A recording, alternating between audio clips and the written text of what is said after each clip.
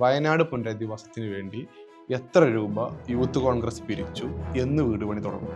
അന്ന് ഡിവൈഎഫ്ഐ 20 കോടിയുടെ ബാങ്ക് കുറച്ചിരുന്നു. ഞങ്ങൾ പറയുകയാണ് 20 കോടിയല്ല കിട്ടിയത്, അവർക്ക് 30 കോടി കിട്ടി, 10 കോടി അവർ കൂട്ടടിച്ചു. ആ ബാങ്ക് സ്റ്റേറ്റ്മെന്റ് പുറത്തുവിടാൻ അവർ തയ്യാറാവും. പാർട്ടി ഏതെങ്കിലും നിലക്ക് രാഹുൽ പ്രതിരോധത്തിലാക്കി? ഡിവൈഎഫ്ഐ 20 കോടി കിട്ടിയപ്പോൾ തന്നെ അങ്ങ് സർക്കാരിന് കൊടുത്തു. ഊരാളുകൾ വഴി അത് റിവേഴ്സായി വരുന്നുണ്ടോ എന്ന് ആർക്കും അറിയില്ല. UDF എത്ര സീറ്റിൽ അധികാരത്തിലെത്തും? 100+. Full time പൊളിറ്റീഷ്യനാണ്. ഇവരെങ്ങനെയാണ് ഈ ചെലവ് കണ്ടെത്തുന്നത് എന്നുള്ളത് ഇത് വലിയ വിഷമം ഉണ്ടാക്കിയ ഒരു സംഗതി തന്നെയാണ്. യൂത്ത് കോൺഗ്രസ് ദേശീയ സെക്രട്ടറി അബിൻ വർക്കിയാണ് ദ ക്യൂവിനൊപ്പം. സ്വാഗതം. ഈ ബീഹാർ ഫലം വന്നതിന്റെ തൊട്ടടുത്ത ദിവസമാണ് നമ്മൾ സംസാരിക്കുന്നത്.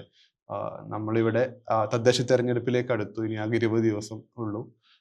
അതിദയനീയമായ ഒരു പരാജയം എന്ന് പറയുമ്പോൾ സ്വാഭാവികമായും ഇവിടെ വീട് കയറി കോൺഗ്രസിൽ വോട്ട് ചെയ്യിക്കുന്ന സാധാരണക്കാരായ അടിത്തട്ടിലെ പ്രവർത്തകരെ സംബന്ധിച്ചിടത്തോളം ഇതുണ്ടാക്കുന്ന ഒരു നിരാശ ചെറുതല്ല. നമ്മൾ ഇതിന് എത്ര തന്നെ വോട്ട് ചോരി അതല്ലെങ്കിൽ SIR പോലുള്ള കാരണങ്ങൾ നിരത്തി കഴിഞ്ഞാലും പ്രതിരോധിക്കാവാനാവാത്ത വിധം ഒരു പരാജയം നേരിടേണ്ടി വന്നു എന്നുള്ളത് കോൺഗ്രസിന്റെ ഇവിടുത്തെ പ്രാദേശിക തലത്തിൽ അതെങ്ങനെയാണ് ബാധിക്കാൻ പോകുന്നത് എന്നുള്ളത്? അങ്ങനെയല്ല. കാരണം ബീഹാർ തെരഞ്ഞെടുപ്പിൽ ഫലം വന്നപ്പോൾ ഫലത്തിന്റെ അടിസ്ഥാനത്തിൽ ഞങ്ങൾ പരാജയപ്പെട്ടിട്ടുണ്ട്. അതിൽ സംശയമൊന്നുമില്ല. അതിന് വിവിധ ഘടകങ്ങളുണ്ട്.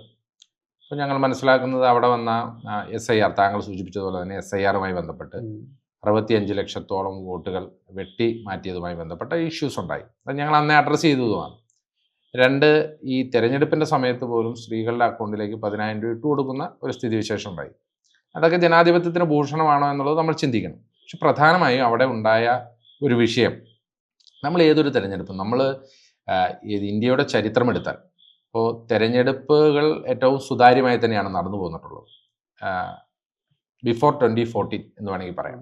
കാരണം അതിനു മുമ്പ് ഈവൻ അടിയന്തരാവസ്ഥ പ്രഖ്യാപിച്ചപ്പോൾ പോലും തെരഞ്ഞെടുപ്പുകൾ എപ്പോഴും സ്വതന്ത്രമായിരുന്നു. തെരഞ്ഞെടുപ്പുകൾ ഒരു മുടക്കവും വന്നിട്ടില്ല, അതിനകത്തൊരു ട്രാൻസ്പെറൻസി കുറവും വന്നിട്ടില്ല. പക്ഷെ ഇപ്പോഴെന്താണ് സംഭവം? നിങ്ങൾ കണ്ടതാണ് കഴിഞ്ഞ ദിവസം തെരഞ്ഞെടുപ്പ് കമ്മീഷൻ ബീഹാറിലെ തെരഞ്ഞെടുപ്പ് ഡേറ്റ് പ്രഖ്യാപിച്ചുകൊണ്ട് അവർ നടത്തിയ പത്രസമ്മേളനത്തിൽ പറഞ്ഞത് ബീഹാറിലെ ടോട്ടൽ വോട്ടർ ഇലക്ട്രേറ്റ് എന്ന് പറഞ്ഞാൽ 7.42 crore. പക്ഷെ കഴിഞ്ഞ ദിവസം ബീഹാറിലെ തിരഞ്ഞെടുപ്പ് കഴിഞ്ഞ് അവർ തിരഞ്ഞെടുപ്പ് കമ്മീഷൻ പുറത്തുവിട്ട രേഖയിൽ പറയുന്നത് 7.45 crore വോട്ടേഴ്സ് അവിടെ വോട്ട് ചെയ്തു എന്നുള്ളതാണ്. അതുമാത്രമല്ല, അതിൻ്റെ നേരെ എഴുതിയിരിക്കുന്നത് അത് 66.17% ആണ് എന്നുകൂടി എഴുതിയിട്ടുണ്ട്.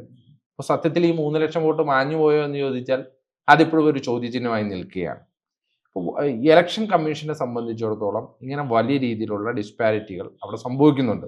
ഇത് കാലാകാലങ്ങളായി രാഹുൽ ഗാന്ധി അവിടെ പറഞ്ഞുകൊണ്ടിരിക്കുകയാണ്. ഇപ്പോൾ ഇന്ന് ഇന്ത്യ മുന്നണിയുടെ നേതാക്കന്മാർ അവർ ഏറ്റവും ഉത്തരവാദിത്തത്തോടു കൂടി ആരോപിച്ചിട്ടുണ്ട്, ഈ തെരഞ്ഞെടുപ്പിൽ അട്ടിമറി ഞങ്ങൾ സംശയിക്കുന്നു, ഞങ്ങളത് നോക്കിയതിന് ശേഷം പറയും. അവർക്ക് അതിനനുബന്ധമായ പല സംശയങ്ങളും ആശങ്കകളും തെളിവുകളുമുണ്ട്.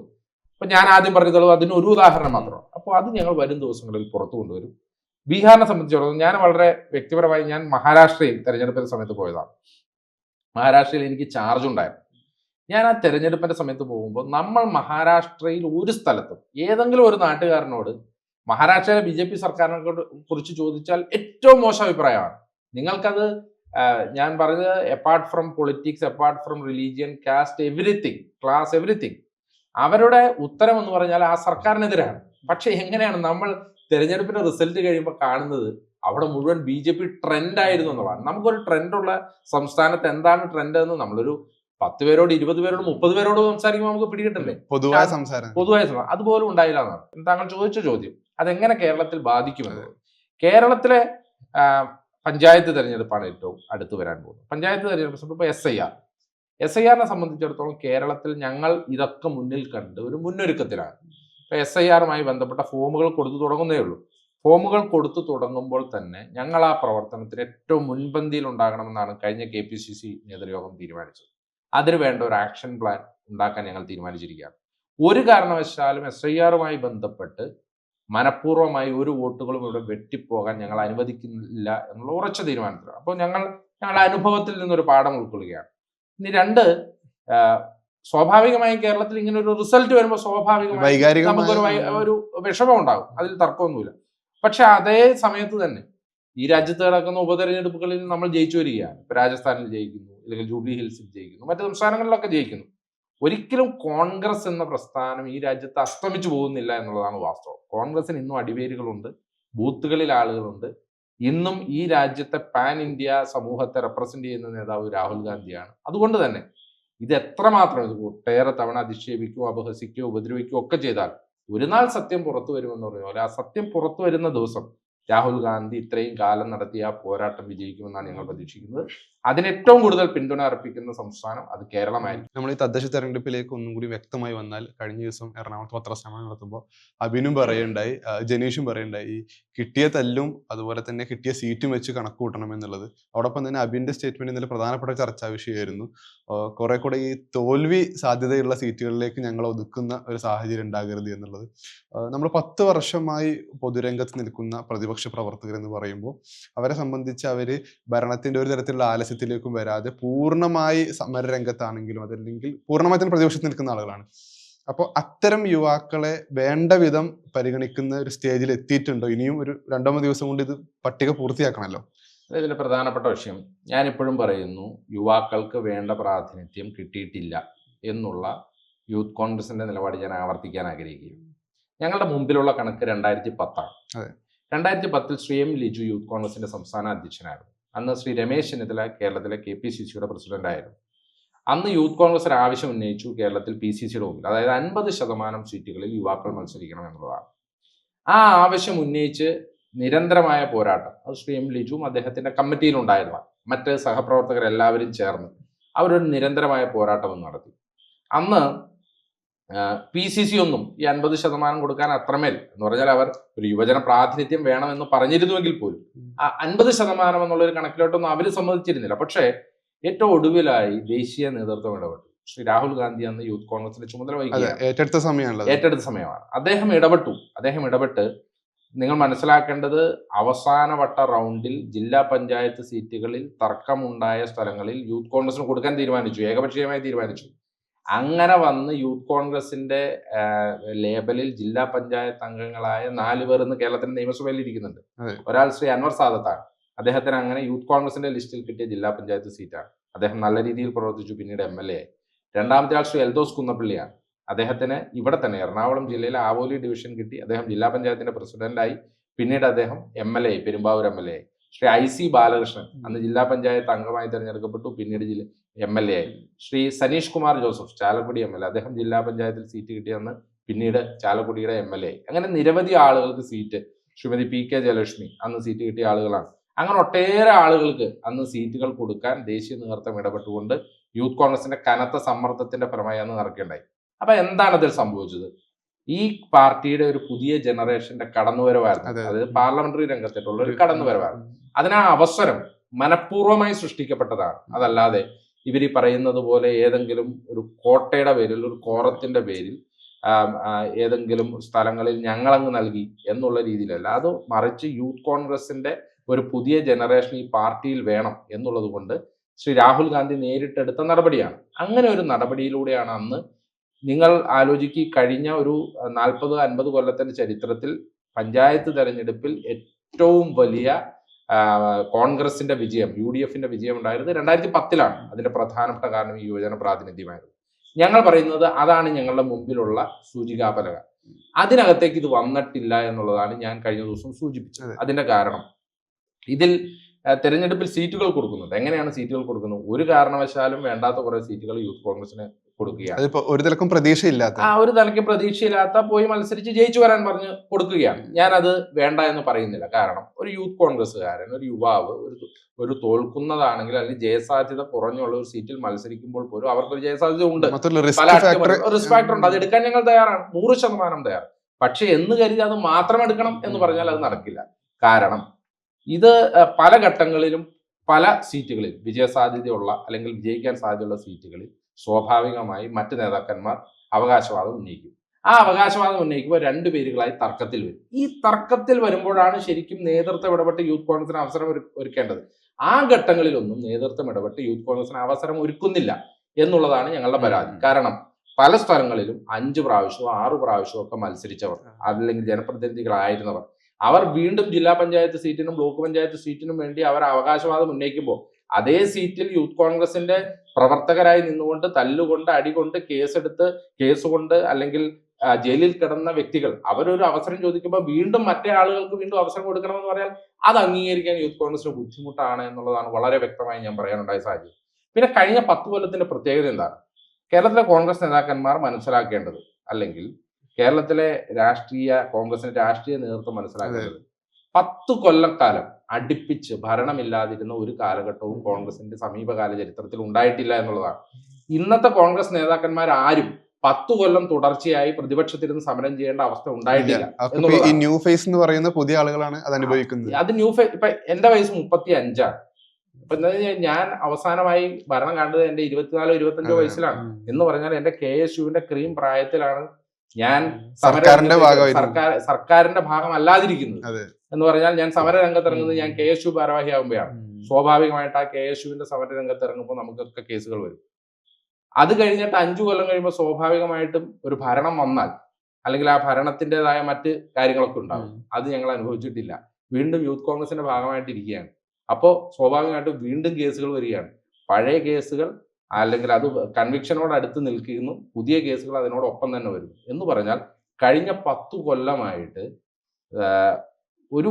ഒരു ജനറേഷൻ സമരം മാത്രം ചെയ്ത് തല്ല് മാത്രം കൊണ്ട് ജയിലിൽ മാത്രം പോയി കേസ് മാത്രം കൊണ്ടു നടക്കുന്ന ഒരു ജനറേഷൻ ഈ പാർട്ടിയിലുണ്ട്. അത് ഞാനെന്നുള്ളതല്ല, എന്നേക്കാൾ അടികൊണ്ടവർ, എന്നേക്കാൾ കേസുകളുള്ളവർ, എന്നേക്കാൾ ജയിലുകളിൽ പോയവർ, എന്നേക്കാൾ ഈ പാർട്ടിക്ക് വേണ്ടി ത്യാഗവും അല്ലെങ്കിൽ ചോരയും നീരും ഒഴുക്കിയവർ, അവരെ ഇതിൽ പരിഗണിക്കണം എന്നുള്ളതാണ് ഞങ്ങളുടെ ആവശ്യം. അത് രാഷ്ട്രീയ നേതൃത്വം, കേരളത്തിലെ കോൺഗ്രസിന്റെ മുതിർന്ന രാഷ്ട്രീയ നേതൃത്വം പരിഗണിക്കണം എന്നുള്ളത് തന്നെയാണ് ഞങ്ങളുടെ ആവശ്യം. ഇത് തന്നെയാണ് ശ്രീ OJ ജനീഷും ഞാനും അടക്കമുള്ള ഏറ്റവും എന്താ പറയുക ഐക്യകണ്ഠേനയുള്ള ഞങ്ങളുടെ നിലപാട്. യൂത്ത് കോൺഗ്രസിന്റെ അധ്യക്ഷ തെരഞ്ഞെടുപ്പിന്റെ സമയത്ത് വളരെ ഗുരുതരമായി പ്രവർത്തകർ തന്നെ തെളിവ് സഹിതം സോഷ്യൽ മീഡിയയിൽ കൊണ്ടുവന്നിട്ടുണ്ടായിരുന്നു ഈ വ്യാജ തിരിച്ചറിയൽ കാർഡുമായി ബന്ധപ്പെട്ട പ്രശ്നങ്ങൾ. പിന്നീട് അത് പോലീസിന്റെ അന്വേഷണം വരുന്നു, ഒരുപാട് തെളിവുകൾ കണ്ടെത്തുന്നു. ഏത് ഘട്ടത്തിലെങ്കിലും പാർട്ടി നടപടി പ്രകാരമോ അന്വേഷണ പ്രകാരമോ അബിൻ വർക്കിക്ക് അതിലെന്താണ് സംഭവിച്ചെന്നൊരു വ്യക്തത വന്നിട്ടുണ്ടോ? അല്ല, അതായത് യൂത്ത് കോൺഗ്രസ് തെരഞ്ഞെടുപ്പ് ദേശീയ നേതൃത്വം നടത്തുന്നതാണ്. അതിനകത്ത് സംസ്ഥാനത്തെ കോൺഗ്രസ് നേതൃത്വത്തിന് പ്രത്യേകിച്ച് റോളൊന്നുമില്ല. അത് ദേശീയ നേതൃത്വം അവരുടെ മാനദണ്ഡങ്ങൾക്കൊക്കെ അടിസ്ഥാനത്തിൽ അവരുടേതായ ടേംസ് ആൻഡ് കണ്ടീഷനിൽ നടത്തുന്ന ഒന്നാണ്.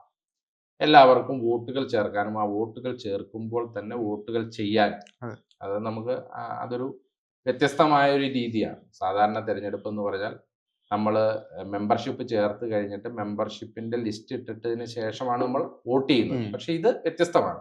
നമ്മൾ ഒരാളുടെ മെമ്പർഷിപ്പ് ചേർക്കുമ്പോൾ തന്നെ അയാൾ വോട്ട് ചെയ്യാൻ പറ്റും. അങ്ങനെയാണ് ഇതിന്റെ രീതി. അതൊരു ആപ്ലിക്കേഷൻ മുഖേന, വീഡിയോ റെക്കോർഡിംഗ് എല്ലാം ഉണ്ട്. ആപ്ലിക്കേഷൻ മുഖേന അതിന്റെ കുറെ ഐഡന്റിറ്റി ഒക്കെ പ്രൂഫുകൾ എടുത്ത് അങ്ങനെയാണ് ചെയ്യുന്നത്. ഇതിനകത്ത് ഏതൊരു തെരഞ്ഞെടുപ്പ് പ്രക്രിയയാണെങ്കിലും അതിൻ്റെതായ മെറിറ്റും ഉണ്ട്, ഡീമെറിറ്റും ഉണ്ട്. അതിൻ്റെതായ ന്യൂനതകൾ ഉണ്ടാകും. സ്വാഭാവികമായി ഈ തെരഞ്ഞെടുപ്പ് പ്രക്രിയയ്ക്കും അതിൻ്റെതായ ന്യൂനതകൾ ഉണ്ടായിരുന്നു. ഞാനൊന്ന് ഒന്നൊരു വ്യക്തത വരുത്തുകയാണെങ്കിൽ അബിൻ വർക്കിക്ക് 1,70,000 വോട്ട് ലഭിച്ചിട്ടുണ്ട്. ഒന്നാം സ്ഥാനക്കാരനായ രാഹുൽ മാങ്കൂട്ടത്തിന് ലഭിച്ച വോട്ടുകളിൽ കൃത്രിമം നടത്തി എന്ന നിലക്ക് കോൺഗ്രസിന് പ്രധാനപ്പെട്ട നേതാക്കളും പ്രവർത്തകരും തന്നെ പൊതുരംഗത്ത് വന്നതിനെ കുറിച്ച് സംസാരിച്ചിരുന്നു. പക്ഷേ അതിൽ വ്യക്തത വന്നിട്ടുണ്ടോ എന്നുള്ളതാണ്. അല്ല, ഞാൻ പറഞ്ഞല്ലോ, നടപടി എവിടെ എത്തി എന്നുള്ളത്. അല്ല, ഞാൻ പറഞ്ഞത് ആ ഒരു വിഷയം കഴിഞ്ഞ് ഇപ്പോൾ 2 കൊല്ലമായി. ഒന്ന്, അതിന്മേലുണ്ടായ പോലീസ് അന്വേഷണത്തിൽ ഇപ്പം എന്താണ് സംഭവിച്ചതെന്ന് എനിക്കറിയില്ല. ഞാൻ അന്വേഷിക്കാനും പോയിട്ടില്ല. കാരണം അതുമായി ബന്ധപ്പെട്ടുകൊണ്ട് ഞാനൊരു പരാതിക്കാരനല്ല. ഞാൻ ഒരിടത്തും അതുമായി പരാതിപ്പെട്ടിട്ടില്ല, ഞാൻ ഉന്നയിച്ചിട്ടുമില്ല. ഞാൻ അതിൽ പരാതിക്കാരനുമല്ല. എനിക്ക് ഉണ്ടായ ആശങ്കകൾ അതുമായി ബന്ധപ്പെട്ട് ഞാൻ നേതൃത്വത്തെ ആ ഘട്ടത്തിൽ മുഴുവല്ല കേട്ടോ, ആ ഘട്ടത്തിൽ അത് അറിയിച്ചിട്ടുണ്ട്. പിന്നീട് ആ ഒരു ഘട്ടം കഴിഞ്ഞ് നമ്മൾ യൂത്ത് കോൺഗ്രസിന്റെ ഒരു പ്രവർത്തന പദത്തിലേക്ക് വന്നു. സ്വാഭാവികമാണ്, ഒരു തെരഞ്ഞെടുപ്പ് കഴിഞ്ഞു, 2 കൊല്ലം കഴിഞ്ഞു, നമ്മളതുമൊക്കെ എന്നാ പറയുന്നത് താതാത്മ്യം പ്രാപിച്ചു.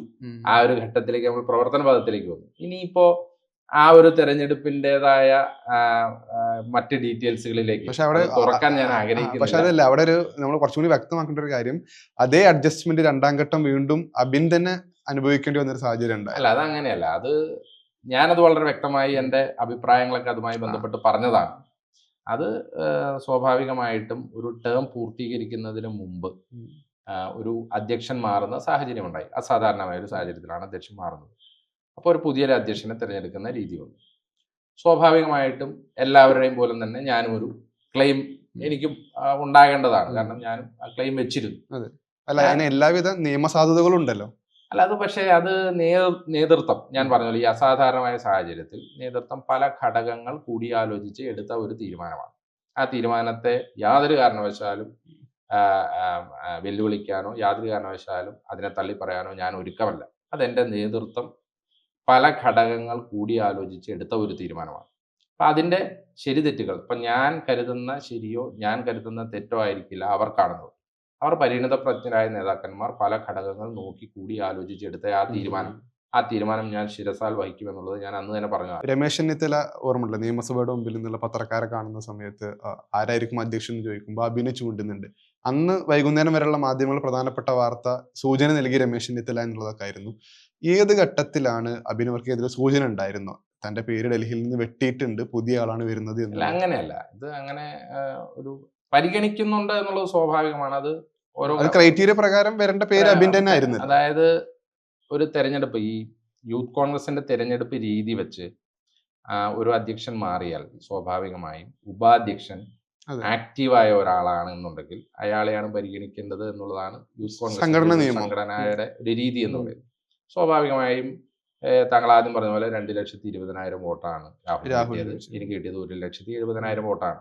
സ്വാഭാവികമായ ഒരു പരിഗണന എനിക്ക് ഉണ്ടാകും എന്നുള്ളതായിരുന്നു. അല്ലെങ്കിൽ വ്യക്തിപരമായി കൂടി അങ്ങനെ അല്ല, അങ്ങനെയല്ല, അതൊരു ക്രൈറ്റീരിയയിൽ ഞാനും ഉണ്ട് എന്നുള്ളത് എനിക്ക് ഉറപ്പായിരുന്നു. അപ്പൊ സ്വാഭാവികമായിട്ട് പരിഗണനാ പട്ടികയിൽ ഞാൻ ഉണ്ടാകും. പക്ഷെ ഞാൻ അന്നേരം പറഞ്ഞത് മറ്റൊരു കാര്യമാണ്. അതായത് അതൊരു അസാധാരണമായ ഒരു പ്രസിഡൻഷ്യൽ വേക്കൻസിയാണ് ഉണ്ടായത്. ആ വേക്കൻസിയിൽ കോൺഗ്രസ് നേതൃത്വം അത് ഒരു ഘടകമല്ല, അവർക്ക് പല ഘടകങ്ങൾ ആലോചിക്കേണ്ടിയിരുന്നു. അപ്പൊ ആ പല ഘടകങ്ങൾ ആലോചിക്കേണ്ടിയിരുന്നു. ആ ഘടകങ്ങളെ അബിൻ വർക്കിയെ ബോധ്യപ്പെടുത്തിയിട്ടുണ്ടോ? സ്വാഭാവികമാണ്. നമ്മൾ അത് പല കാര്യങ്ങളും അതിപ്പോ നേതൃപരമായ ചർച്ചകളും കാര്യങ്ങളൊക്കെ ഉണ്ടാകുമല്ലോ. എന്നിരുന്നാൽ തന്നെയും ഞാൻ ആ തീരുമാനം എടുത്തതിന് ശേഷമാണ് എന്നോട് കമ്മ്യൂണിക്കേറ്റ് ചെയ്തത് എന്നുള്ള കാര്യത്തിൽ സംശയമൊന്നുമില്ല. എന്നോട് ആ തീരുമാനം എടുത്തതിന് ശേഷമാണ്, അതായത് റിലീസ് ഡൽഹിയിൽ നിന്ന് വന്നതിന് ശേഷം, റിലീസ് വന്നതിന് ശേഷമാണ് ഞാൻ അറിയുന്നത്. അതിൽ തർക്കമില്ല.